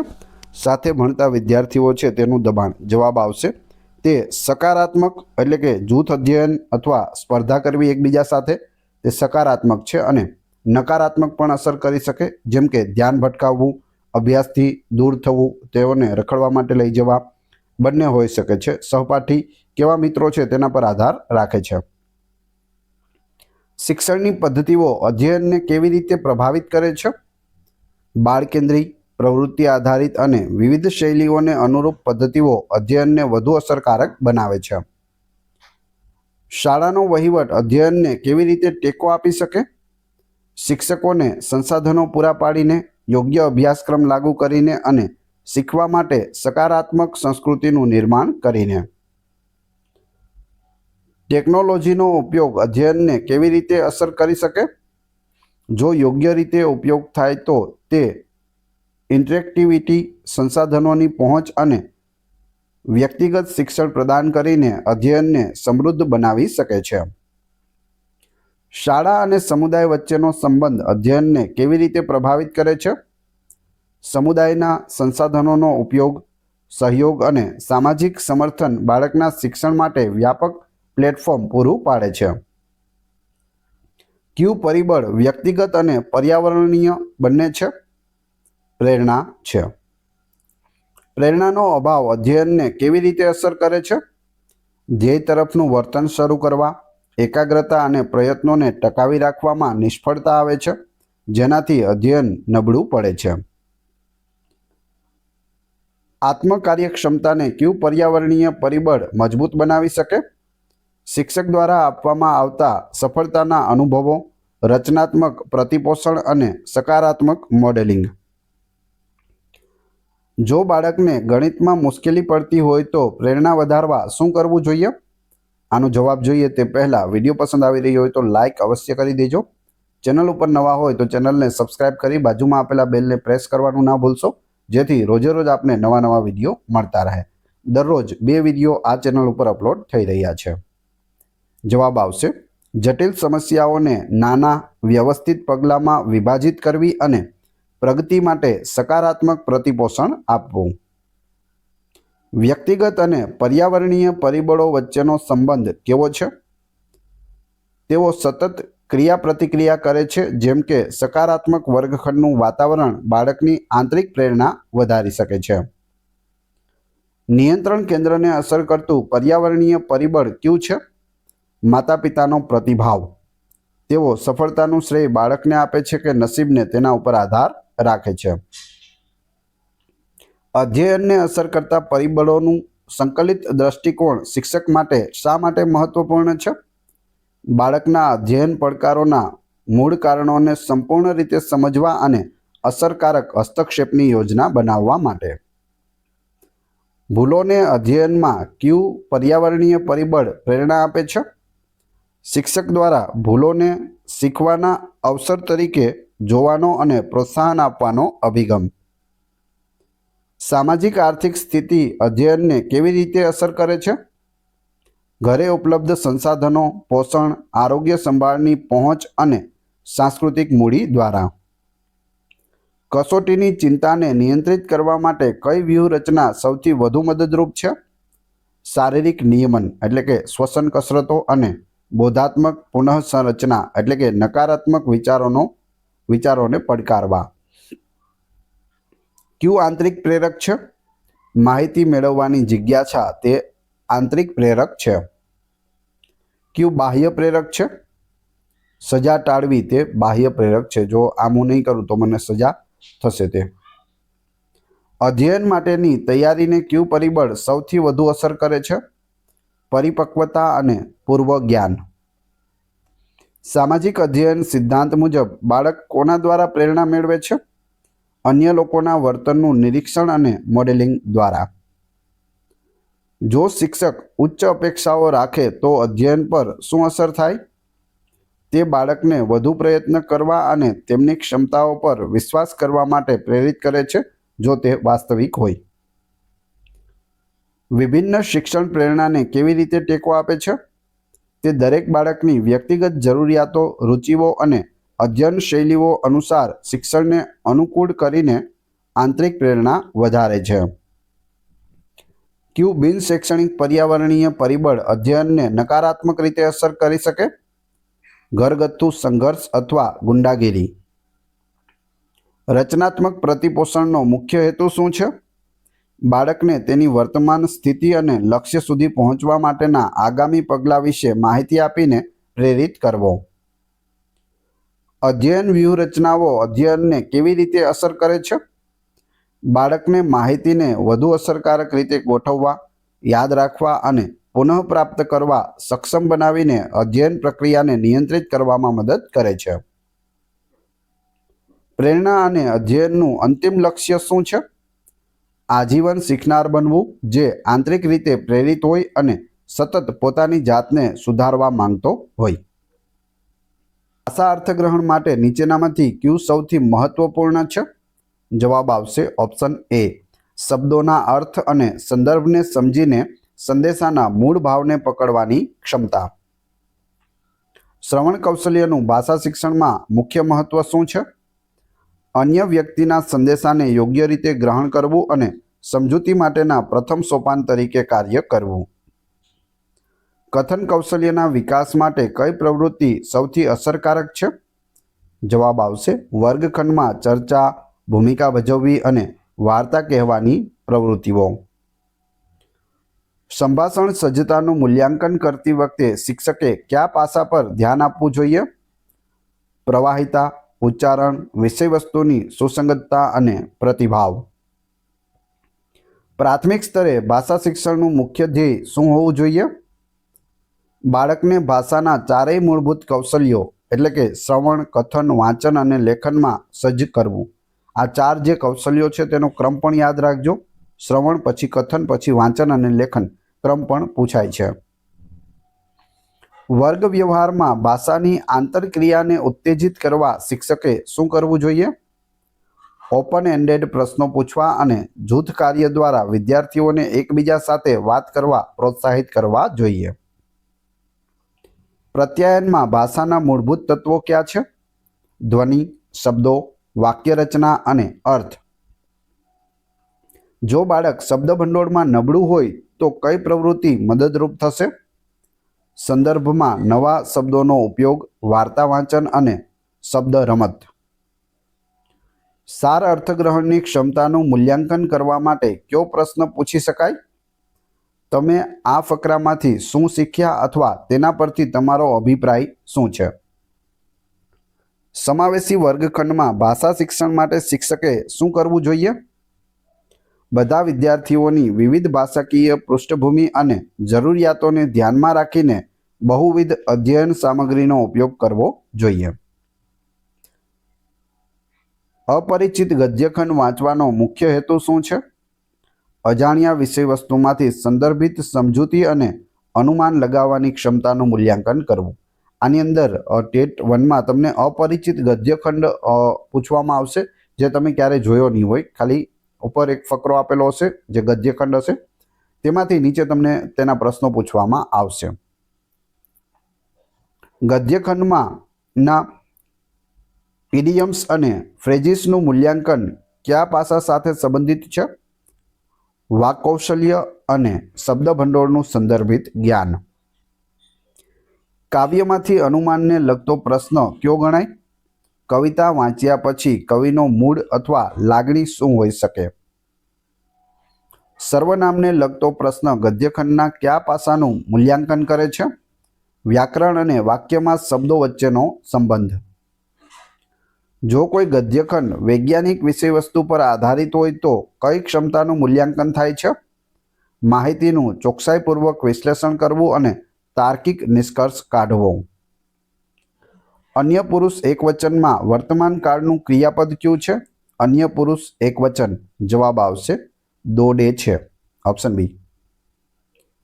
કયો શબ્દ સમાસનું ઉદાહરણ છે? રાત દિવસ છે. દ્વંદ્વ સમાસ, માતા પિતા, રાત દિવસ એ બધા. સંધિ જોડો માટે કયું ઉદાહરણ યોગ્ય છે? એટલે કે અહીં સંધિઓ આપેલી છે તેમાં સાચી કઈ છે? જવાબ આવશે સૂર્ય વત્તા ઉદય, સૂર્યોદય. Option B. ક્રિયા વિશેષણનો ઉપયોગ કયા હેતુસર થાય છે? ક્રિયાપદ અથવા અન્ય વિશેષણના અર્થમાં વધારો કરવા માટે ક્રિયા વિશેષણનો ઉપયોગ થાય છે. તેજસ્વી શબ્દનો વિરોધી શબ્દ કયો છે? તેજસ્વીનો વિરોધી ઝાંખું થશે.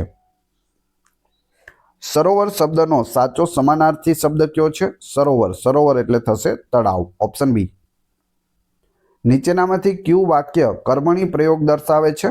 કર્મણી પ્રયોગ. મારાથી પુસ્તક વંચાય છે. આ કર્મણી વાક્ય છે. અ ઉપસર્ગનો ઉપયોગ કયા શબ્દમાં થાય છે? નીચે આપેલા છે તેમાંથી શેમાં થયેલો છે? તો અસત્યમાં થયેલો છે. સત્ય છે એની આગળ અ ઉપસર્ગ લગાવવામાં આવ્યો છે. અલંકારમાં ઉપમાનો અર્થ શું છે? ઉપમા અલંકાર. બે જુદી જુદી વસ્તુઓ વચ્ચે જેવું, સમાન, જેમ જેવા શબ્દોથી સરખામણી કરવી તે ઉપમા અલંકાર થાય છે. વિરામ ચિહ્નમાં અલ્પવિરામનો મુખ્ય ઉપયોગ શું છે? અલ્પવિરામ જે આપણે લગાવીએ છીએ તેનો મુખ્ય ઉપયોગ જવાબ આવશે વાક્યમાં ટૂંકો વિરામ લેવો અને એક જ પ્રકારના શબ્દો કે શબ્દ સમૂહોને અલગ કરવા માટે. લેખન કૌશલ્યના મૂલ્યાંકન માટે કઈ પદ્ધતિ વધુ યોગ્ય છે? સર્જનાત્મક લેખન, નિબંધ લેખન અને પત્રો લખાવવા. નિદાન કસોટીનો મુખ્ય હેતુ શું છે? આનો જવાબ જોઈએ તે પહેલા વિડીયો પસંદ આવી રહ્યો હોય તો લાઈક અવશ્ય કરી દેજો. ચેનલ ઉપર નવા હોય તો ચેનલને સબસ્ક્રાઇબ કરી બેલ આઇકોન પ્રેસ કરવાનું ના ભૂલશો, જેથી રોજે રોજ આપને નવા નવા વિડીયો મળતા રહે. દરરોજ 2 વિડીયો આ ચેનલ ઉપર અપલોડ થઈ રહ્યા છે. જવાબ આવશે વિદ્યાર્થીઓની શીખવાની મુશ્કેલીઓ અને ભૂલોના મૂળભૂત કારણોને ઓળખવા નિદાન કસોટી દ્વારા ઓળખી શકાય છે. ઉપચારાત્મક શિક્ષણ ક્યારે આપવું જોઈએ? જવાબ આવશે નિદાન કસોટી દ્વારા મુશ્કેલીઓ ઓળખ્યા પછી તરત જ પ્રથમ નિદાન કસોટી લેવામાં આવે છે. તેમાં બાળક કયા વિષયમાં અથવા તો કઈ વસ્તુમાં નબળો પડે છે તે નક્કી થાય છે. ત્યારબાદ તુરંત જ ઉપચારાત્મક શિક્ષણ આપવું જોઈએ. મોટેથી વાંચનનો હેતુ કયા કૌશલ્યના વિકાસ માટે છે? ઉચ્ચારણ, પ્રવાહિતા અને આત્મવિશ્વાસ માટે. મૌન વાંચનનો મુખ્ય ફાયદો શું છે? વાંચનની ઝડપ વધારવી અને અર્થગ્રહણ પર વધુ ધ્યાન કેન્દ્રિત કરવું. સાવધાન શબ્દમાં પૂર્વ પ્રત્યય કયો છે? સાવધાનમાં પૂર્વ પ્રત્યય સ છે. અવધાન છે તેમાં સ લગાવેલો છે એટલે સાવધાન. પોતે શબ્દ કયા પ્રકારનું સર્વનામ છે?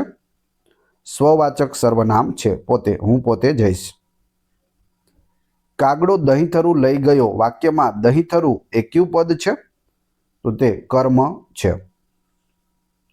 કયું વાક્ય દ્વિતીય વિભક્તિ એટલે કે કર્મ વિભક્તિનું ઉદાહરણ છે? આમાંથી કર્મ વિભક્તિનું ઉદાહરણ રામે રાવણને માર્યો. આમાં ને આવેલો છે એટલે કર્મ વિભક્તિ છે જે દ્વિતીય વિભક્તિ છે. પગભર થવું રૂઢિપ્રયોગનો અર્થ શું છે? પગભર થવું, આર્થિક રીતે સ્વાવલંબી થવું.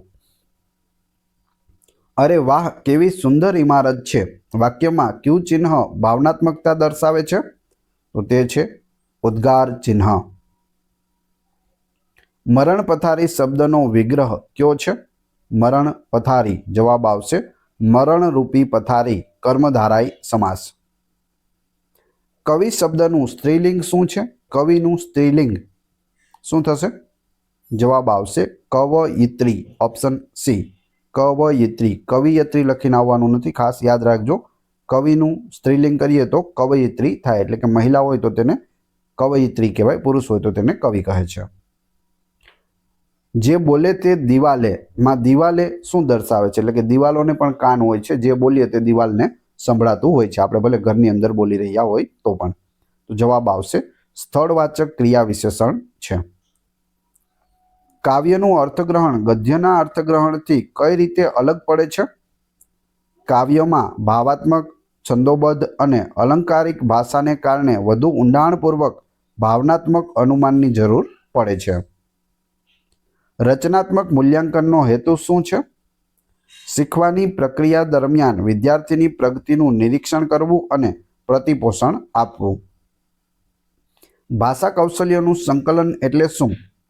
4 કૌશલ્યો જેમાં શ્રવણ, કથન, વાંચન અને લેખનને અલગ અલગ શીખવવાને બદલે પરસ્પર સંબંધિત પ્રવૃત્તિઓ દ્વારા શીખવવું એટલે ભાષા કૌશલ્યનું સંકલન. વાક કૌશલ્યનો સંબંધ મુખ્યત્વે કયા ભાષા કૌશલ્યો સાથે છે? વાંચન અને કથન સાથે છે. ગુજરાતી ભાષાની જોડણી સુધારવા માટે શિક્ષકે શું કરાવવું?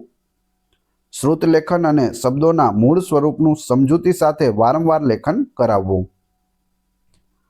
જો બાળક શબ્દોના અર્થનું અનુમાન સંદર્ભમાંથી ન કરી શકે તો શિક્ષકે કઈ વ્યૂહરચનાનો ઉપયોગ કરવો જોઈએ?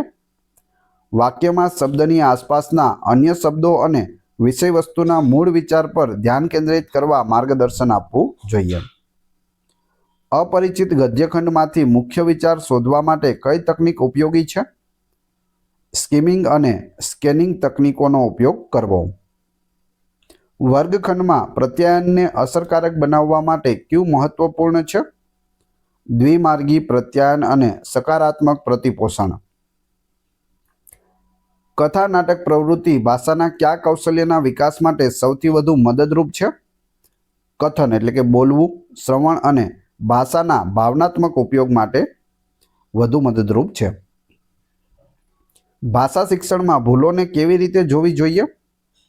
બાળક કેવી રીતે શીખી રહ્યું છે તે સમજવા અને તેના અધ્યયનમાં સુધારો કરવા માટેનું મહત્વનું સોપાન છે.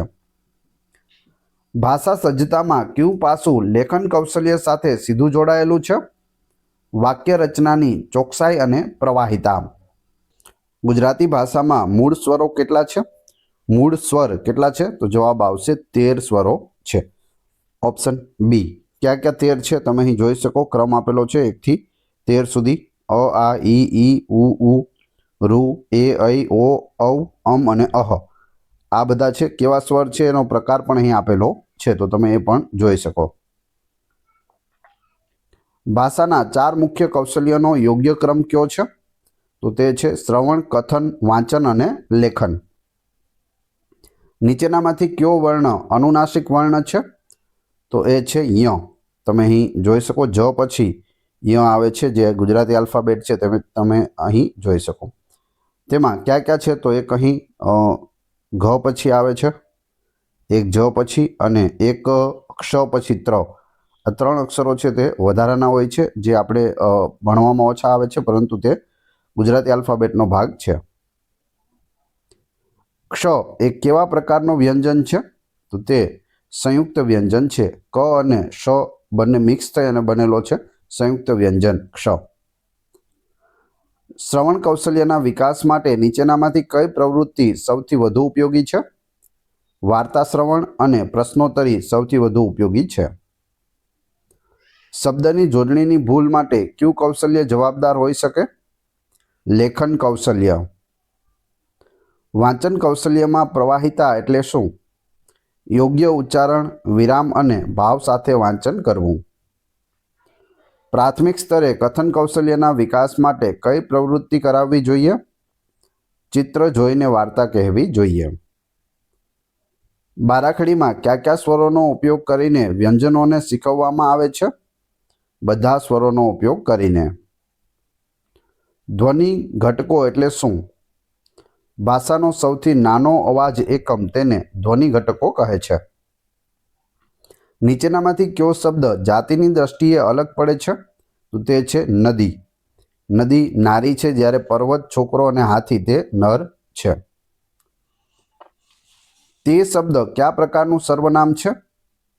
પુરુષવાચક સર્વનામ છે. રમવું ક્રિયાપદનું ભૂતકાળનું યોગ્ય રૂપ કયું છે? રમ્યો. Option B. સુંદર શબ્દ કયા પ્રકારનું વિશેષણ છે? સુંદર કયા પ્રકારનું વિશેષણ આવશે? તમને જવાબ આવડતો હોય તો સાથે સાથે તમે જવાબ પણ આપી શકો છો. સાચો જવાબ આવશે ગુણવાચક છે સુંદર. સુંદર છોકરો અથવા સુંદર છોકરી. પક્ષી શબ્દનું બહુવચન કયું છે? પક્ષીનું બહુવચન થશે પક્ષીઓ. Option C. રામે પુસ્તક આપ્યું કયો વિભક્તિ પ્રત્યય છે? તો જવાબ આવશે કર્મ એટલે કે દ્વિતીય વિભક્તિ છે, અથવા સંપ્રદાન એટલે કે ચતુર્થી પણ થાય છે. આપવાની ક્રિયાનો મતલબ લઈએ તો ચતુર્થી થાય છે. આવવું ક્રિયાપદનું પ્રેરક રૂપ કયું છે? આવવું. જવાબ આવશે બોલાવવું અથવા લાવવું. કયા શબ્દમાં પ્રત્યયનો ઉપયોગ થયો છે? પ્રત્યયનો ઉપયોગ થયો હોય તેવો શબ્દ કયો છે? દુકાનદાર છે. Option C. નાક શબ્દનું લિંગ કયું છે? જવાબ આવશે નાન્યતર જાતિ છે નાક શબ્દનું લિંગ. નીચેનામાંથી કયો શબ્દ જોડણીની દ્રષ્ટિએ સાચો છે? જોડણી પ્રતિષ્ઠાની જોડણી કઈ સાચી છે? જવાબ આવશે ઓપ્શન સી. પ્રતિષ્ઠા આ રીતે લખાય છે. વાક્ય પૂર્ણ કરવા માટે કયા વિરામ ચિહ્નનો ઉપયોગ થાય છે? વાક્ય પૂરું થાય એટલે કે પૂર્ણ વિરામ. Option D. આશ્ચર્ય, હર્ષ કે શોક જેવી લાગણીઓ વ્યક્ત કરવા કયા વિરામ ચિહ્નનો ઉપયોગ થાય છે? તો અહીં જવાબ આવશે ઉદ્ગાર ચિહ્ન. Option B. પ્રશ્ન પૂછવા માટે કયા વિરામ ચિહ્નનો ઉપયોગ થાય છે? તો પ્રશ્નાર્થ ચિહ્નનો ઉપયોગ થાય છે. વાક્યમાં કર્તા, કર્મ અને ક્રિયાપદના સ્થાનની દ્રષ્ટિએ ગુજરાતી ભાષાની વાક્ય રચના કયા પ્રકારની છે? કર્તા, કર્મ અને ક્રિયાપદ પ્રકારની છે. સાદું વાક્ય એટલે શું? જેમાં એક જ કર્તા અને એક જ મુખ્ય ક્રિયાપદ હોય તેને સાદું વાક્ય કહે છે. નીચેનામાંથી કયું વાક્ય આજ્ઞાર્થ વાક્યનું ઉદાહરણ છે? તું પુસ્તક વાંચ તે છે. સંધિ જોડો મનઃ વત્તા રથ બરાબર શું થશે? જવાબ આવશે મનોરથ થશે. Option B. અ ઉપસર્ગનો અર્થ શું છે? અ લગાવવામાં આવે તો અર્થ શું થાય? નહીં અથવા અભાવ. જેમ કે સામાન્ય છે તો બરોબર છે, પણ અસામાન્ય એટલે સામાન્ય ન હોય તેવું. કયો શબ્દ સમાસનું ઉદાહરણ નથી? જવાબ આવશે મોટું. એ મોટું છે તે વિશેષણ છે. એ સિવાય ત્રિકોણ, માતા પિતા અને ગંગાજળ તે સમાસના ઉદાહરણ છે. નામયોગી એટલે શું? નામયોગી જવાબ આવશે નામ અથવા સર્વનામ સાથે જોડાઈને અન્ય શબ્દો સાથેનો સંબંધ દર્શાવે તેને નામયોગી કહે છે. નવનેજા પાણી ઉતરવા રૂઢિપ્રયોગનો અર્થ શું છે? નવનેજા પાણી ઉતરવા જવાબ આવશે બહુ મહેનત કરવી. Option C. નાક કપાવવું રૂઢિપ્રયોગનો યોગ્ય અર્થ કયો છે? નાક કપાવવું જવાબ આવશે આબરૂ જવી અથવા તો બેઇજ્જત થવું. આંખનો તારો એટલે શું? આંખનો તારો એટલે બહુ વહાલો. Option B. વૃક્ષ શબ્દનો સમાનાર્થી શબ્દ કયો છે? વૃક્ષ જવાબ આવશે તરુ. Option C. સૂર્ય શબ્દનો સમાનાર્થી શબ્દ કયો છે? સૂર્યનો સમાનાર્થી જવાબ આવશે રવિ. રવિ એટલે સૂર્ય. ગરમી શબ્દનો વિરુદ્ધાર્થી શબ્દ કયો છે? ગરમીનો વિરુદ્ધાર્થી ઠંડી. સવાર શબ્દનો વિરુદ્ધાર્થી શબ્દ કયો છે? સવારનો વિરુદ્ધાર્થી થશે સાંજ. પડતર જમીન માટે શબ્દ સમૂહ માટે એક શબ્દ આપો. પડતર જમીન એને શું કહેવાય? ખરાબો કહેવાય. જે બોલ્યા કરે તેના માટે એક શબ્દ કયો છે? બોલ્યા કરે તેના માટે એક શબ્દ છે વાચાળ. Option B. હાથ શબ્દનો એક સમાનાર્થી શબ્દ કયો છે? હાથનો સમાનાર્થી શબ્દ હસ્ત. Option C. પ્રાથમિક કક્ષાએ ભાષા શિક્ષણની કઈ પદ્ધતિ શ્રેષ્ઠ ગણાય છે? તો જવાબ આવશે પ્રવૃત્તિ લક્ષી અને રમત દ્વારા શિક્ષણ પદ્ધતિ. મિત્રો વિડીયો પસંદ આવી રહી હોય તો લાઈક અવશ્ય કરી દેજો. ચેનલ ઉપર નવા હોય તો ચેનલને સબસ્ક્રાઇબ કરવાનું ના ભૂલશો. બેલ આઇકોન પ્રેસ કરી દેજો જેથી રોજે રોજ આપણે નવા વિડીયો મળતા રહે. આ ચેનલ ઉપર દરરોજ 2 વિડીયો અપલોડ કરવામાં આવે છે. બાળકના ભાષા વિકાસ માટે માતૃભાષાનું શું મહત્વ છે? માતૃભાષાનું મહત્વ બાળકનો પાયો મજબૂત કરે છે અને વિચારવાની પ્રક્રિયામાં મદદ કરે છે. ચિત્ર વાર્તાનો ઉપયોગ કરવાથી બાળકમાં કયો વિકાસ થાય છે? અર્થગ્રહણ, કલ્પના શક્તિ અને કથન કૌશલ્યનો વિકાસ થાય છે. બાળક કેન્દ્રિત શિક્ષણ એટલે શું? તો જવાબ આવશે બાળકની રુચિ, ક્ષમતા અને ગતિ અનુસાર શિક્ષણ આપવું તેને બાળક કેન્દ્રી અથવા તો બાળ કેન્દ્રી શિક્ષણ કહે છે. શ્રુતલેખન કયા 2 કૌશલ્યના સંકલન માટે ઉપયોગી છે? શ્રુતલેખન શ્રવણ અને લેખન માટે ઉપયોગી છે. મૂલ્યાંકનનો હેતુ શું હોવો જોઈએ? બાળકની પ્રગતિનું માપન કરવું અને શિક્ષણ પદ્ધતિમાં સુધારો કરવો. વર્ણન પદ્ધતિમાં શિક્ષકે શું કરાવવું જોઈએ? વર્ણન પદ્ધતિમાં શિક્ષકે કોઈપણ વિષય વસ્તુનું વિગતવાર વર્ણન કરી બાળકોને નિરીક્ષણ અને અભિવ્યક્તિ કરવા પ્રોત્સાહિત કરવા જોઈએ. જો કોઈ બાળક તોતડું બોલે તો શિક્ષકે શું કરવું જોઈએ? તેની સાથે ધીરજપૂર્વક વર્તન કરવું અને કથન માટે પ્રોત્સાહિત કરવું જોઈએ. સમાવેશી શિક્ષણમાં ભાષા શિક્ષણનો સિદ્ધાંત શું છે? દરેક બાળકની જરૂરિયાત અનુસાર શિક્ષણની પદ્ધતિઓમાં અનુકૂલન કરવું. પ્રાથમિક સ્તરે કાવ્ય શિક્ષણનો મુખ્ય હેતુ શું છે?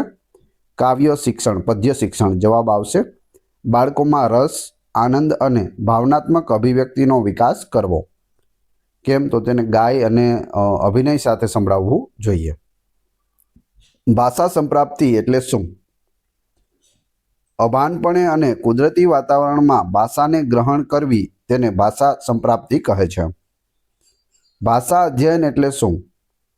સભાન પ્રયત્નો દ્વારા નિયમો અને બંધારણ સાથે ભાષા શીખવી તેને ભાષા અધ્યયન કહે છે. માતૃભાષાનું શિક્ષણ સામાન્ય રીતે કઈ પદ્ધતિ દ્વારા થાય છે? સંપ્રાપ્તિ પદ્ધતિ દ્વારા થાય છે. નોમ ચોમ્સ્કીએ આપેલા યુનિવર્સલ ગ્રામરના સિદ્ધાંતનો સંબંધ શાની સાથે છે? ભાષા સંપ્રાપ્તિ અને બાળકમાં જન્મજાત ભાષા ક્ષમતા સાથે છે. LAD આગળ પણ આવશે, તેનું પૂરું નામ પણ યાદ રાખી લેજો. Language acquisition device LAD. અધ્યયન પદ્ધતિમાં શિક્ષકનું મુખ્ય કાર્ય શું છે? ભાષાના નિયમો, બંધારણ અને શબ્દ ભંડોળને વ્યવસ્થિત રીતે શીખવવું. દ્વિતીય ભાષા શીખવા માટે કઈ પદ્ધતિનો ઉપયોગ વધુ થાય છે? અધ્યયન અને સંપ્રાપ્તિ બંનેનો સંકલિત ઉપયોગ થાય છે. ભાષા સંપ્રાપ્તિની પ્રક્રિયામાં ત્રુટિઓનું શું મહત્વ છે? તે દર્શાવે છે કે બાળક ભાષાના નિયમો વિશે અનુમાન કરી રહ્યું છે અને તે શીખવાની પ્રક્રિયાનો ભાગ છે. BF સ્કિનરના ભાષા વિકાસના સિદ્ધાંતને શું કહેવામાં આવે છે? વર્તનવાદ કહેવામાં આવે છે. BF સ્કિનર નામ યાદ રાખજો, મનોવૈજ્ઞાનિક છે. વર્તનવાદ મુજબ બાળક ભાષા કેવી રીતે શીખે છે? અનુકરણ, પ્રબલન અને ડ્રીલ દ્વારા શીખે છે. ચોમ્સ્કીના સિદ્ધાંત મુજબ ભાષા સંપ્રાપ્તિ માટે કુદરતી ભાષાકીય વાતાવરણ કેમ જરૂરી છે? જન્મજાત LADને સક્રિય કરવા અને બાળકના પોતાના નિયમો બનાવવાની પ્રક્રિયાને ઉત્તેજિત કરવા માટે જરૂરી છે. પિયાજેના સિદ્ધાંત મુજબ ભાષાનો વિકાસ શાના પર આધારિત છે? જ્ઞાનાત્મક વિકાસના તબક્કાઓ અને વિચારના વિકાસ પર. પિયાજેના મતે બાળક કયા તબક્કે ભાષાનો ઉપયોગ પ્રતીકાત્મક વિચાર માટે કરવાનું શરૂ કરે છે? જવાબ આવશે પૂર્વ કાર્યકારી તબક્કો. વાઇગોત્સ્કીના મતે ભાષા વિકાસમાં કયું પરિબળ સૌથી મહત્વપૂર્ણ છે? સામાજિક ક્રિયા પ્રતિક્રિયા અને સાંસ્કૃતિક સંદર્ભ. Option B. વાઇગોત્સ્કી દ્વારા આપેલો ઝોન ઓફ પ્રોક્સિમલ ડેવલપમેન્ટ એટલે કે ZPDનો સંબંધ શાની સાથે છે?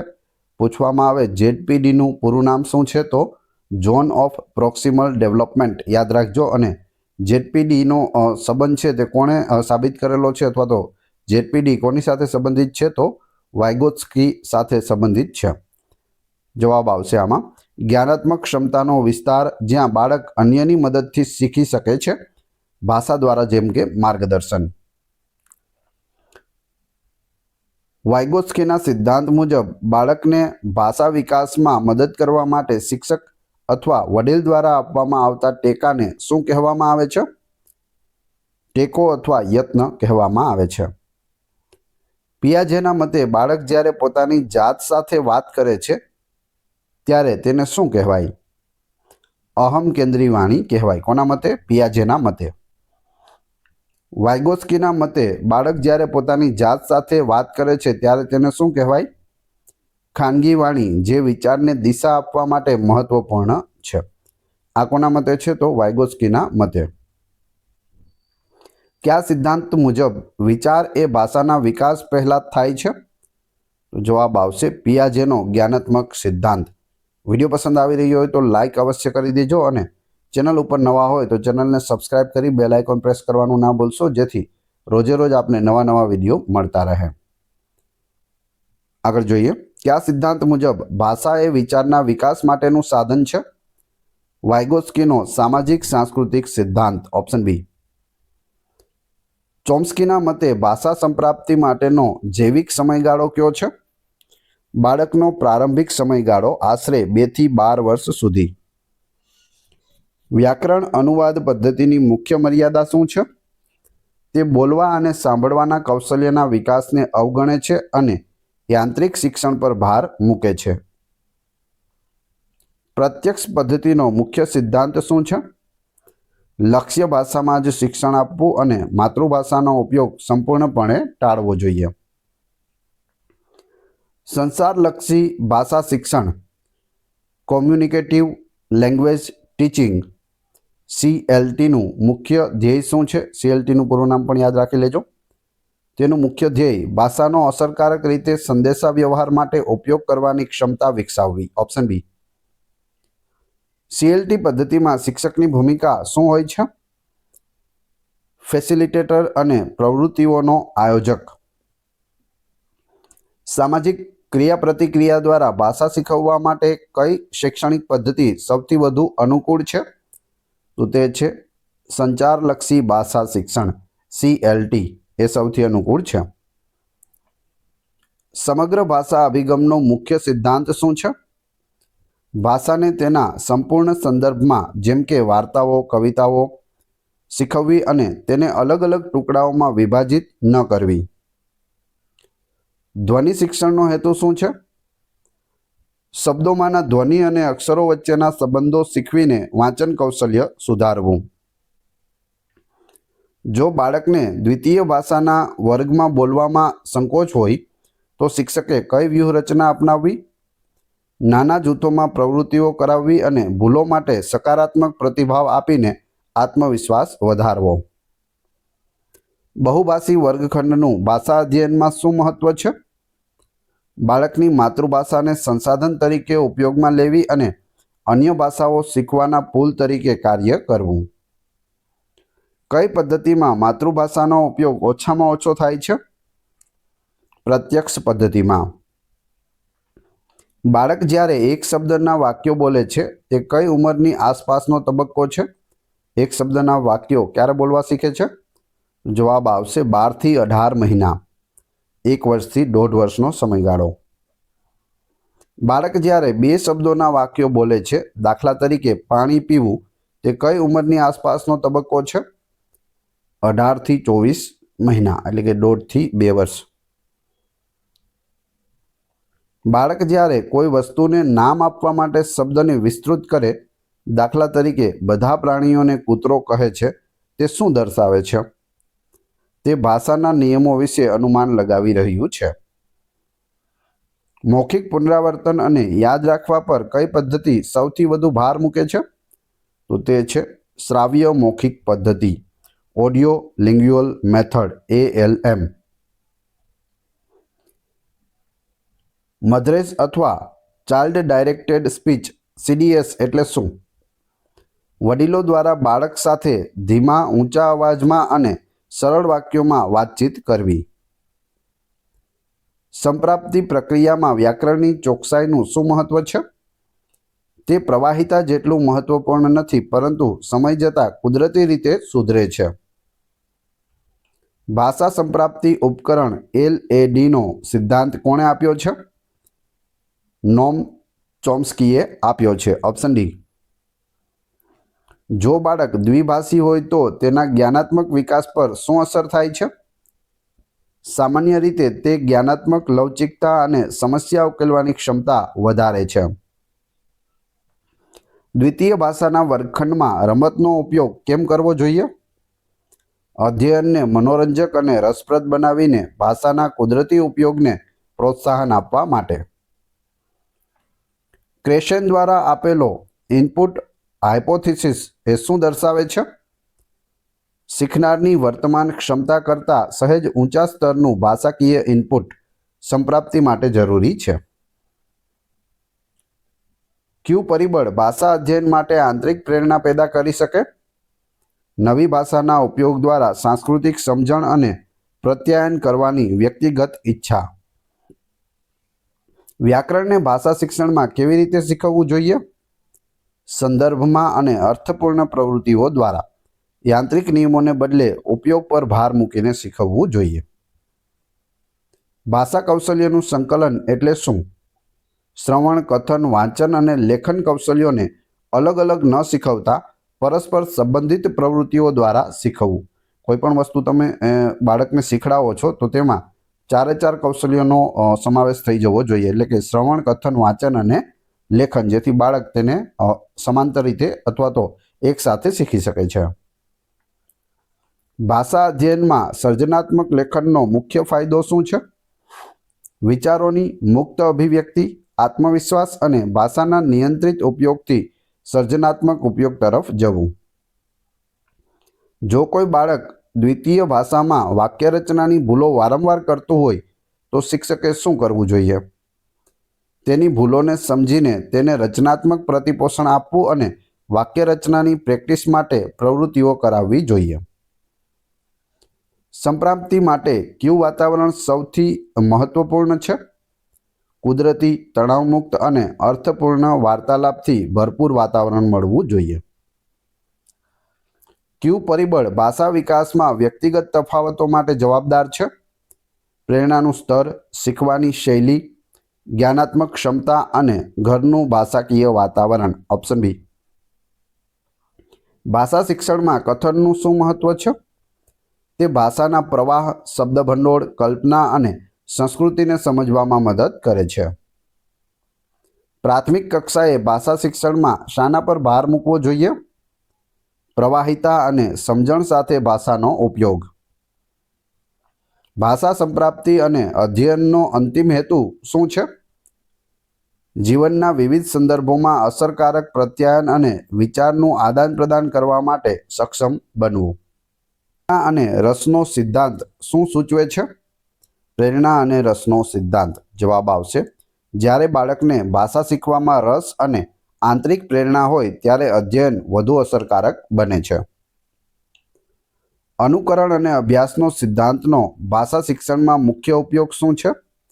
યોગ્ય ઉચ્ચારણ, ધ્વનિ અને વાક્ય રચનાને પુનરાવર્તન અને મહાવરા દ્વારા આત્મસાત કરવા.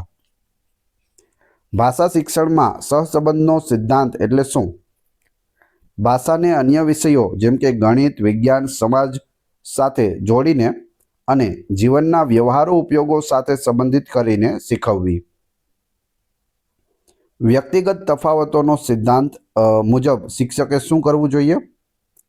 દરેક બાળકની શીખવાની ગતિ, શૈલી અને જરૂરિયાતો અનુસાર શિક્ષણમાં પરિવર્તન કરવું જોઈએ. બાળકેન્દ્રી શિક્ષણનો સિદ્ધાંત શાના પર ભાર મૂકે છે?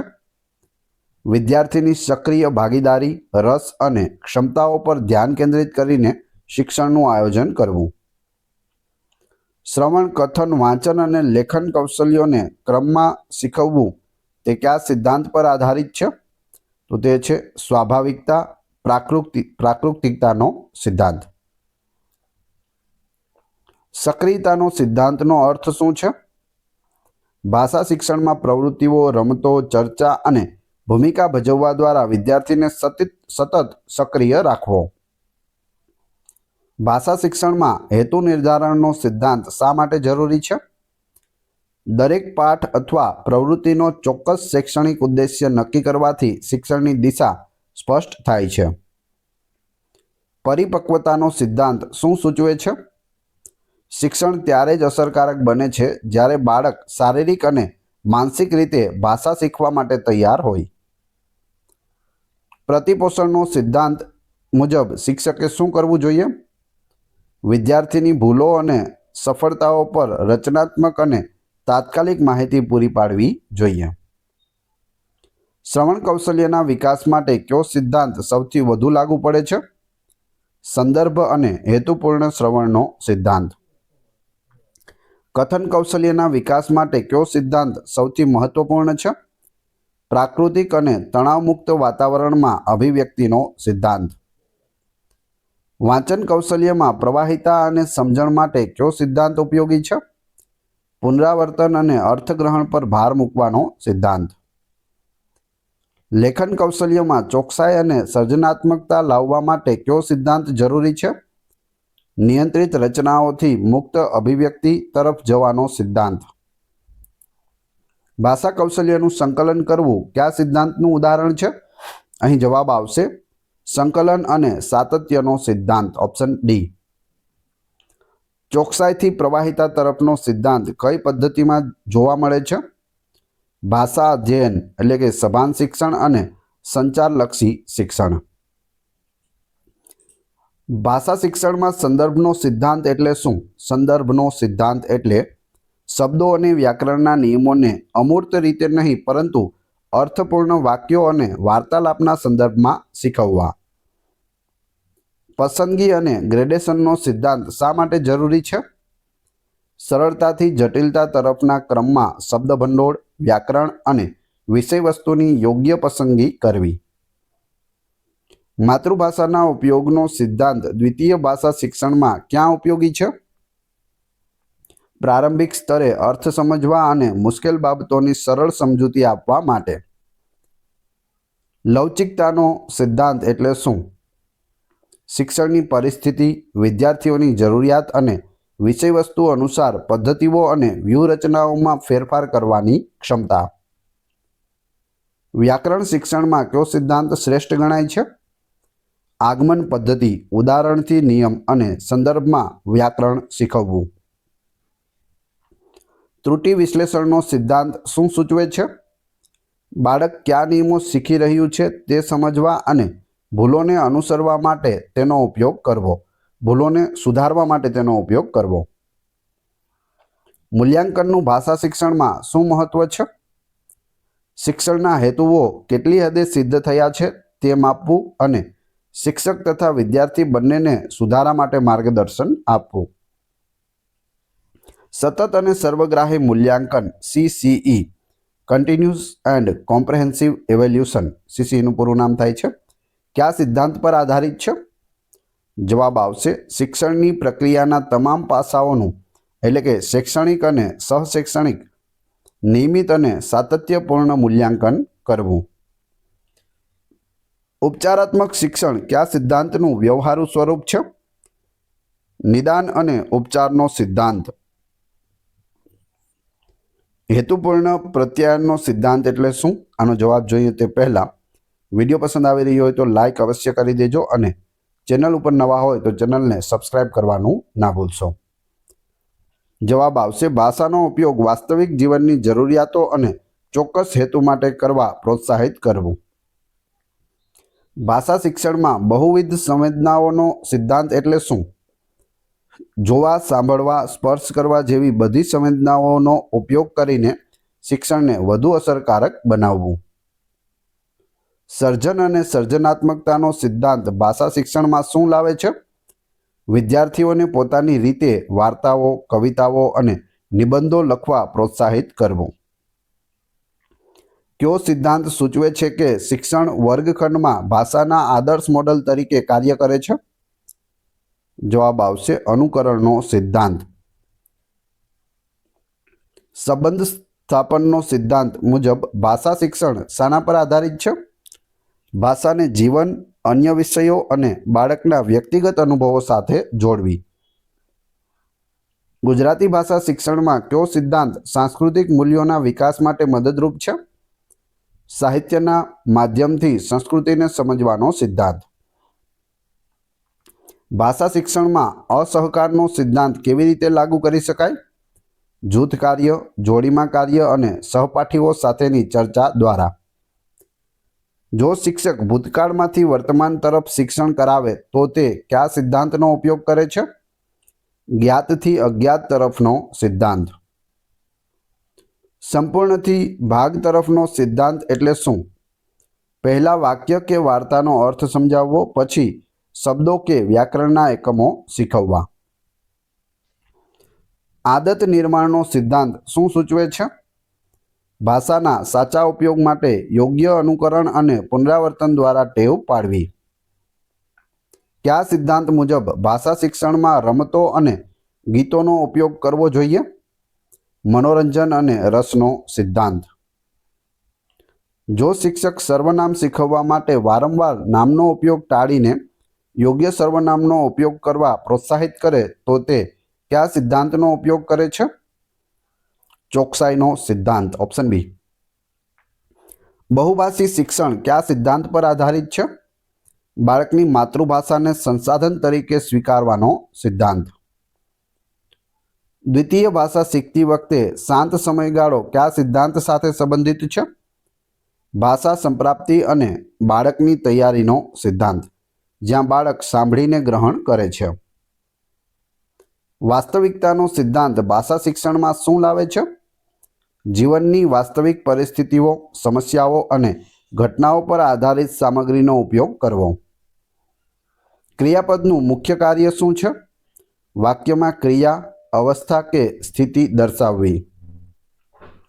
નીચેનામાંથી કયું વાક્ય કર્તરી પ્રયોગનું ઉદાહરણ છે? તેણે પુસ્તક વાંચ્યું. ઓપ્શન બી કર્તરી છે. કાળનું જ્ઞાન ભાષામાં શું લાવે છે? ક્રિયાનો સમય દર્શાવવાની અને યોગ્ય અર્થગ્રહણ કરવાની ક્ષમતા. કાળ એટલે ટેન્સ. વાક્ય પૃથ્થકરણનો હેતુ શું છે? વાક્યમાં કર્તા, કર્મ, ક્રિયાપદ અને અન્ય પદો વચ્ચેના સંબંધને સમજવો. સાદું વાક્ય ક્યારેક જટિલ વાક્ય કરતાં વધુ અસરકારક હોય છે. તે કયા સિદ્ધાંત પર આધારિત છે? સરળતા અને સ્પષ્ટતાનો સિદ્ધાંત. વિશેષણનું મુખ્ય કાર્ય શું છે? નામ અથવા સર્વનામના અર્થમાં વધારો કરવો. સમાસનું જ્ઞાન શું વધારે છે? શબ્દભંડોળ અને શબ્દ સંક્ષેપ્ત કરવાની ક્ષમતા વધારે છે. સંધિનો હેતુ શું છે? બે ધ્વનિઓ અથવા શબ્દોને જોડીને નવો શબ્દ બનાવવો તે સંધિનો હેતુ છે. રૂઢિપ્રયોગો અને કહેવતોનું શિક્ષણ કયા સિદ્ધાંત સાથે સંબંધિત છે? વાક કૌશલ્ય અને સાંસ્કૃતિક સમજૂતીનો સિદ્ધાંત. ભાષા શિક્ષણનો અંતિમ અને સર્વોચ્ચ સિદ્ધાંત શું છે? ભાષાનો અસરકારક, સચોટ અને સ્વતંત્ર રીતે ઉપયોગ કરવાની ક્ષમતા એટલે કે માસ્ટરી મેળવવી. સંદેશા વ્યવહારની ચોકસાઈમાં વ્યાકરણની મુખ્ય ભૂમિકા શું છે? વાક્યોને યોગ્ય રીતે ગોઠવીને અને ભૂલમુક્ત બનાવીને સંદેશનો અર્થ સ્પષ્ટ અને સચોટ બનાવવો. Option A. વ્યાકરણ અનુવાદ પદ્ધતિમાં વ્યાકરણને કેવી રીતે શીખવવામાં આવે છે? નિયમો અને સૂત્રોને ગોખાવીને નિગમન પદ્ધતિ દ્વારા શીખવવામાં આવે છે. સંચારલક્ષી ભાષા શિક્ષણમાં વ્યાકરણનું સ્થાન કેવું છે? પ્રાથમિકતા પ્રવાહિતાને અપાય છે.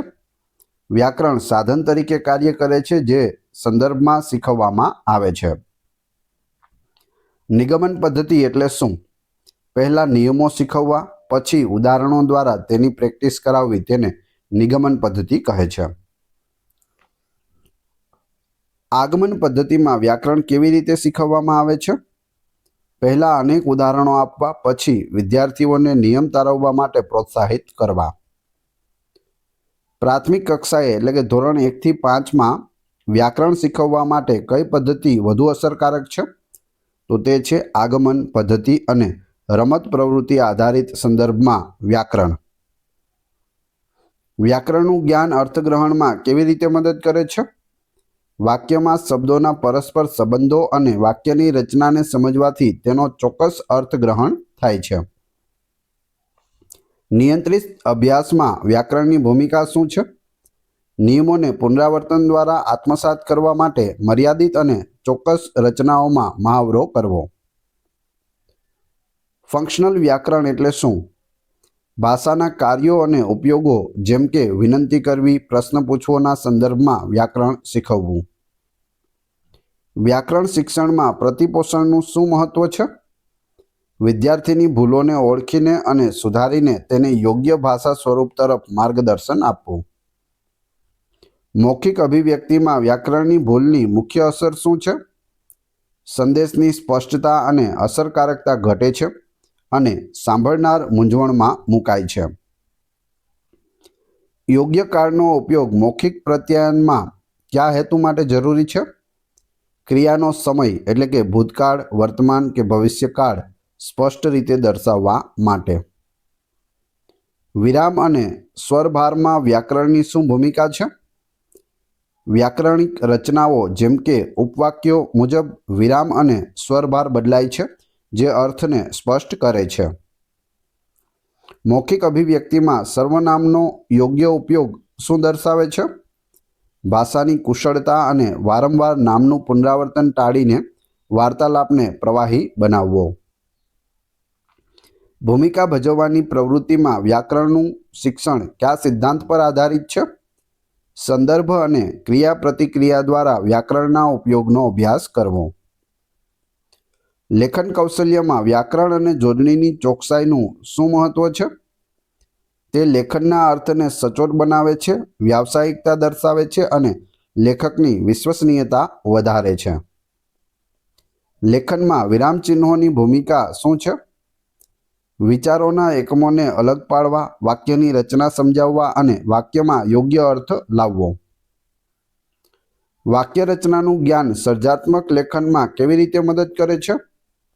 વિવિધ પ્રકારના સાદા, સંયુક્ત, સંકુલ વાક્યોનો ઉપયોગ કરીને વિચારોને વધુ અસરકારક અને વૈવિધ્યપૂર્ણ રીતે રજૂ કરવામાં મદદ કરે છે.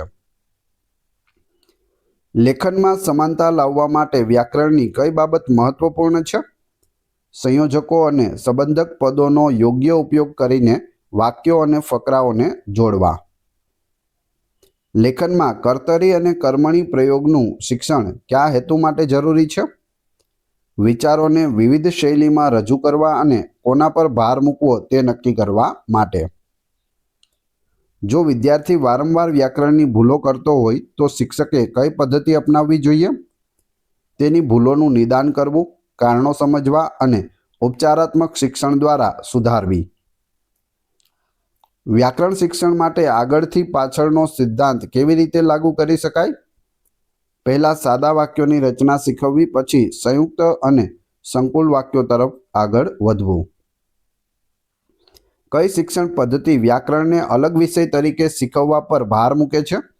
તો તે પદ્ધતિ છે વ્યાકરણ અનુવાદ પદ્ધતિ, ઓપ્શન સી. વ્યાકરણ શિક્ષણમાં સમગ્ર ભાષા અભિગમ શું સૂચવે છે? વ્યાકરણના નિયમોને કથા, કવિતા કે લેખનના સંદર્ભમાં અર્થપૂર્ણ રીતે શીખવવા જોઈએ. ગોખણપટ્ટી ના કરાવવી જોઈએ.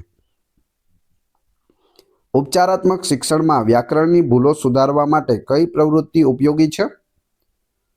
લક્ષિત ભૂલો પર આધારિત ડ્રીલ અને પુનરાવર્તન પ્રવૃત્તિઓ, ઓપ્શન ડી. અમૂર્ત વિચારોને અસરકારક રીતે વ્યક્ત કરવા માટે વ્યાકરણની ભૂમિકા શું છે? આનો જવાબ જોઈએ તે પહેલાં વિડીયો પસંદ આવી રહ્યો હોય તો લાઇક અવશ્ય કરી દેજો અને ચેનલ ઉપર નવા હોય તો ચેનલને સબસ્ક્રાઇબ કરી અને બેલ આઇકોન પ્રેસ કરવાનું ના ભૂલશો. રોજે રોજ તમને નવા વિડીયો મળતા રહેશે. આનો જવાબ આવશે સંકુલ વાક્ય રચનાઓ અને વિશિષ્ટ વ્યાકરણિક પદોનો ઉપયોગ કરીને વિચારોની જટિલતાને રજૂ કરવી. દ્વિતીય ભાષા શીખતી વખતે વ્યાકરણની ભૂલો શા માટે થાય છે? માતૃભાષાની વ્યાકરણિક રચનાઓની દ્વિતીય ભાષામાં હસ્તક્ષેપ થાય છે. સમાસનું જ્ઞાન મૌખિક લેખિક અભિવ્યક્તિમાં કેવી રીતે મદદ કરે છે? શબ્દોને સંક્ષિપ્ત અને અસરકારક બનાવીને ભાષાને વધુ સઘન અને પ્રવાહી બનાવે છે. કોણ? સમાસ. કયું વિધાન વ્યાકરણ શિક્ષણની સમીક્ષાત્મક દ્રષ્ટિને યોગ્ય રીતે રજૂ કરે છે? વ્યાકરણ એ અર્થ અને સંચારને સુધારવા માટેનું સાધન છે, સ્વતંત્ર ધ્યેય નથી. વ્યાકરણનું જ્ઞાન વિદ્યાર્થીને કયા ક્ષેત્રમાં સ્વ-સુધારણા માટે સક્ષમ બનાવે છે? તેની મૌખિક અને લેખિક અભિવ્યક્તિમાં ભૂલોને ઓળખવા અને સુધારવા માટે. વિશેષણનો યોગ્ય ઉપયોગ મૌખિક અભિવ્યક્તિમાં શું ઉમેરે છે? નામ અથવા સર્વનામની લાક્ષણિકતાઓનું વિગતવાર અને સ્પષ્ટ વર્ણન ઉમેરે છે. ક્રિયા વિશેષણનો ઉપયોગ કયા હેતુ માટે થાય છે? ક્રિયાપદ, વિશેષણ અથવા અન્ય ક્રિયા વિશેષણના અર્થમાં વધારો કરવો, જેમ કે ક્યારે, કેવી રીતે, ક્યાં. જો કોઈ બાળક ભૂલ કરે કે હું ખાઉં છું ને બદલે હું ખાય છે, તો તે કયા પ્રકારની વ્યાકરણની ભૂલ છે? પુરુષ અને ક્રિયાપદના અનુરૂપતાની ભૂલ છે. લેખનમાં પરિચ્છેદની યોગ્ય શરૂઆત અને અંત માટે કયા વ્યાકરણિક પદોનો ઉપયોગ મદદરૂપ થાય છે? સંક્રમણ શબ્દો, જેમ કે પ્રથમ, ત્યારબાદ, નિષ્કર્ષમાં આ બધા શબ્દો છે. અભિવ્યક્તિની સ્પષ્ટતા માટે વ્યાકરણ કઈ રીતે સૌથી વધુ મદદરૂપ છે? અસ્પષ્ટતા ટાળીને શબ્દો અને વાક્યોને ચોક્કસ નિયમો મુજબ ગોઠવવાની ક્ષમતા. Option D. ચોમ્સ્કીના સિદ્ધાંત મુજબ વ્યાકરણ વિશેનું બાળકનું આંતરિક જ્ઞાન શું છે? જન્મજાત સાર્વત્રિક વ્યાકરણ અને વ્યાકરણના નિયમો બનાવવાની સહજ ક્ષમતા. વ્યાકરણની રચનાઓનું અધ્યયન વાંચન કૌશલ્યમાં કેવી રીતે મદદ કરે છે? વાક્ય રચનાને ઓળખીને લાંબા વાક્યોનું યોગ્ય વિશ્લેષણ કરવું અને અર્થ કાઢવો. સંયોજકનો ઉપયોગ કયા પ્રકારના વાક્યોની રચના માટે મહત્વપૂર્ણ છે? સંયુક્ત અને સંકુલ વાક્યો. Option B. વ્યાકરણ શિક્ષણમાં વાસ્તવિક જીવનની સામગ્રીનો ઉપયોગ કેમ કરવો જોઈએ? વ્યાકરણના નિયમો ભાષાના વાસ્તવિક ઉપયોગમાં કેવી રીતે કાર્ય કરે છે તે દર્શાવવા માટે. ક્રેશેનના મોનિટર મોડેલ મુજબ વ્યાકરણનું સભાન જ્ઞાન ક્યારે ઉપયોગી છે? લેખન અને સંપાદન જેવા સમયગાળામાં જ્યાં પૂરતો સમય અને ધ્યાન હોય ત્યાં જરૂરી છે. વ્યાકરણના નિયમોને ગોખવાને બદલે તેનું નમૂનાઓ દ્વારા નિદર્શન કરાવવું તે કયા શિક્ષણ સિદ્ધાંત પર આધારિત છે? સામાજિક જ્ઞાનાત્મક શિક્ષણ અને આગમન પદ્ધતિ. શબ્દ સમૂહ માટે એક શબ્દનો ઉપયોગ કરવાથી લખાણમાં શું સુધારો થાય છે? સંક્ષિપ્તતા અને અભિવ્યક્તિની ચોકસાઈ આવે છે. મૌખિક વાર્તાલાપમાં સંબંધક પદોનો યોગ્ય ઉપયોગ શા માટે જરૂરી છે? વસ્તુઓ, સ્થાનો અને સમય વચ્ચેના સંબંધોને સ્પષ્ટ રીતે દર્શાવવા માટે. સાદા વાક્યને સંકુલ વાક્યમાં રૂપાંતરિત કરવું કયા કૌશલ્યનો વિકાસ દર્શાવે છે? વ્યાકરણિક જટિલતા અને વિચારોને ગૌણ મુખ્ય સંબંધોમાં રજૂ કરવાની ક્ષમતા. જો કોઈ બાળક ભૂલ કરે કે તેણે ખાયું ને બદલે તેણીએ ખાધું, તો શિક્ષકે કયા વ્યાકરણના નિયમ પર ધ્યાન આપવું? લિંગ અને ક્રિયાપદનો અનુરૂપતા. ઉપસર્ગ અને પ્રત્યયનું જ્ઞાન શું વધારે છે? શબ્દભંડોળ અને નવા શબ્દો બનાવવાની ક્ષમતા. કયું વિધાન વ્યાકરણને સંદર્ભમાં શીખવવાનું સમર્થન કરે છે? ભાષાના કુદરતી ઉપયોગમાં તેના કાર્યોને સમજી શકાય છે. Option B. જો કોઈ વિદ્યાર્થી વ્યાકરણના નિયમો જાણે છે પરંતુ તેનો ઉપયોગ બોલવામાં કરી શકતો નથી, તો તે શું દર્શાવે છે? તેણે વ્યાકરણનું અધ્યયન કર્યું છે પણ સંપ્રાપ્તિ અને વ્યવહારુ ઉપયોગ થયો નથી. વિચારોની સંરચનામાં વ્યાકરણની ભૂમિકા શું છે? તર્કસંગત ક્રમમાં વાક્યોને ગોઠવીને અને યોગ્ય વ્યાકરણિક સંબંધો સ્થાપિત કરીને વિચારોનો પ્રવાહ જાળવવો. ભાષા શિક્ષણનો આધુનિક અભિગમ વ્યાકરણની ભૂમિકાને કેવી રીતે જુએ છે? સંદેશા વ્યવહારનું એક અનિવાર્ય સાધન જે ચોકસાઈ અને સ્પષ્ટતા પ્રદાન કરે છે. Option D.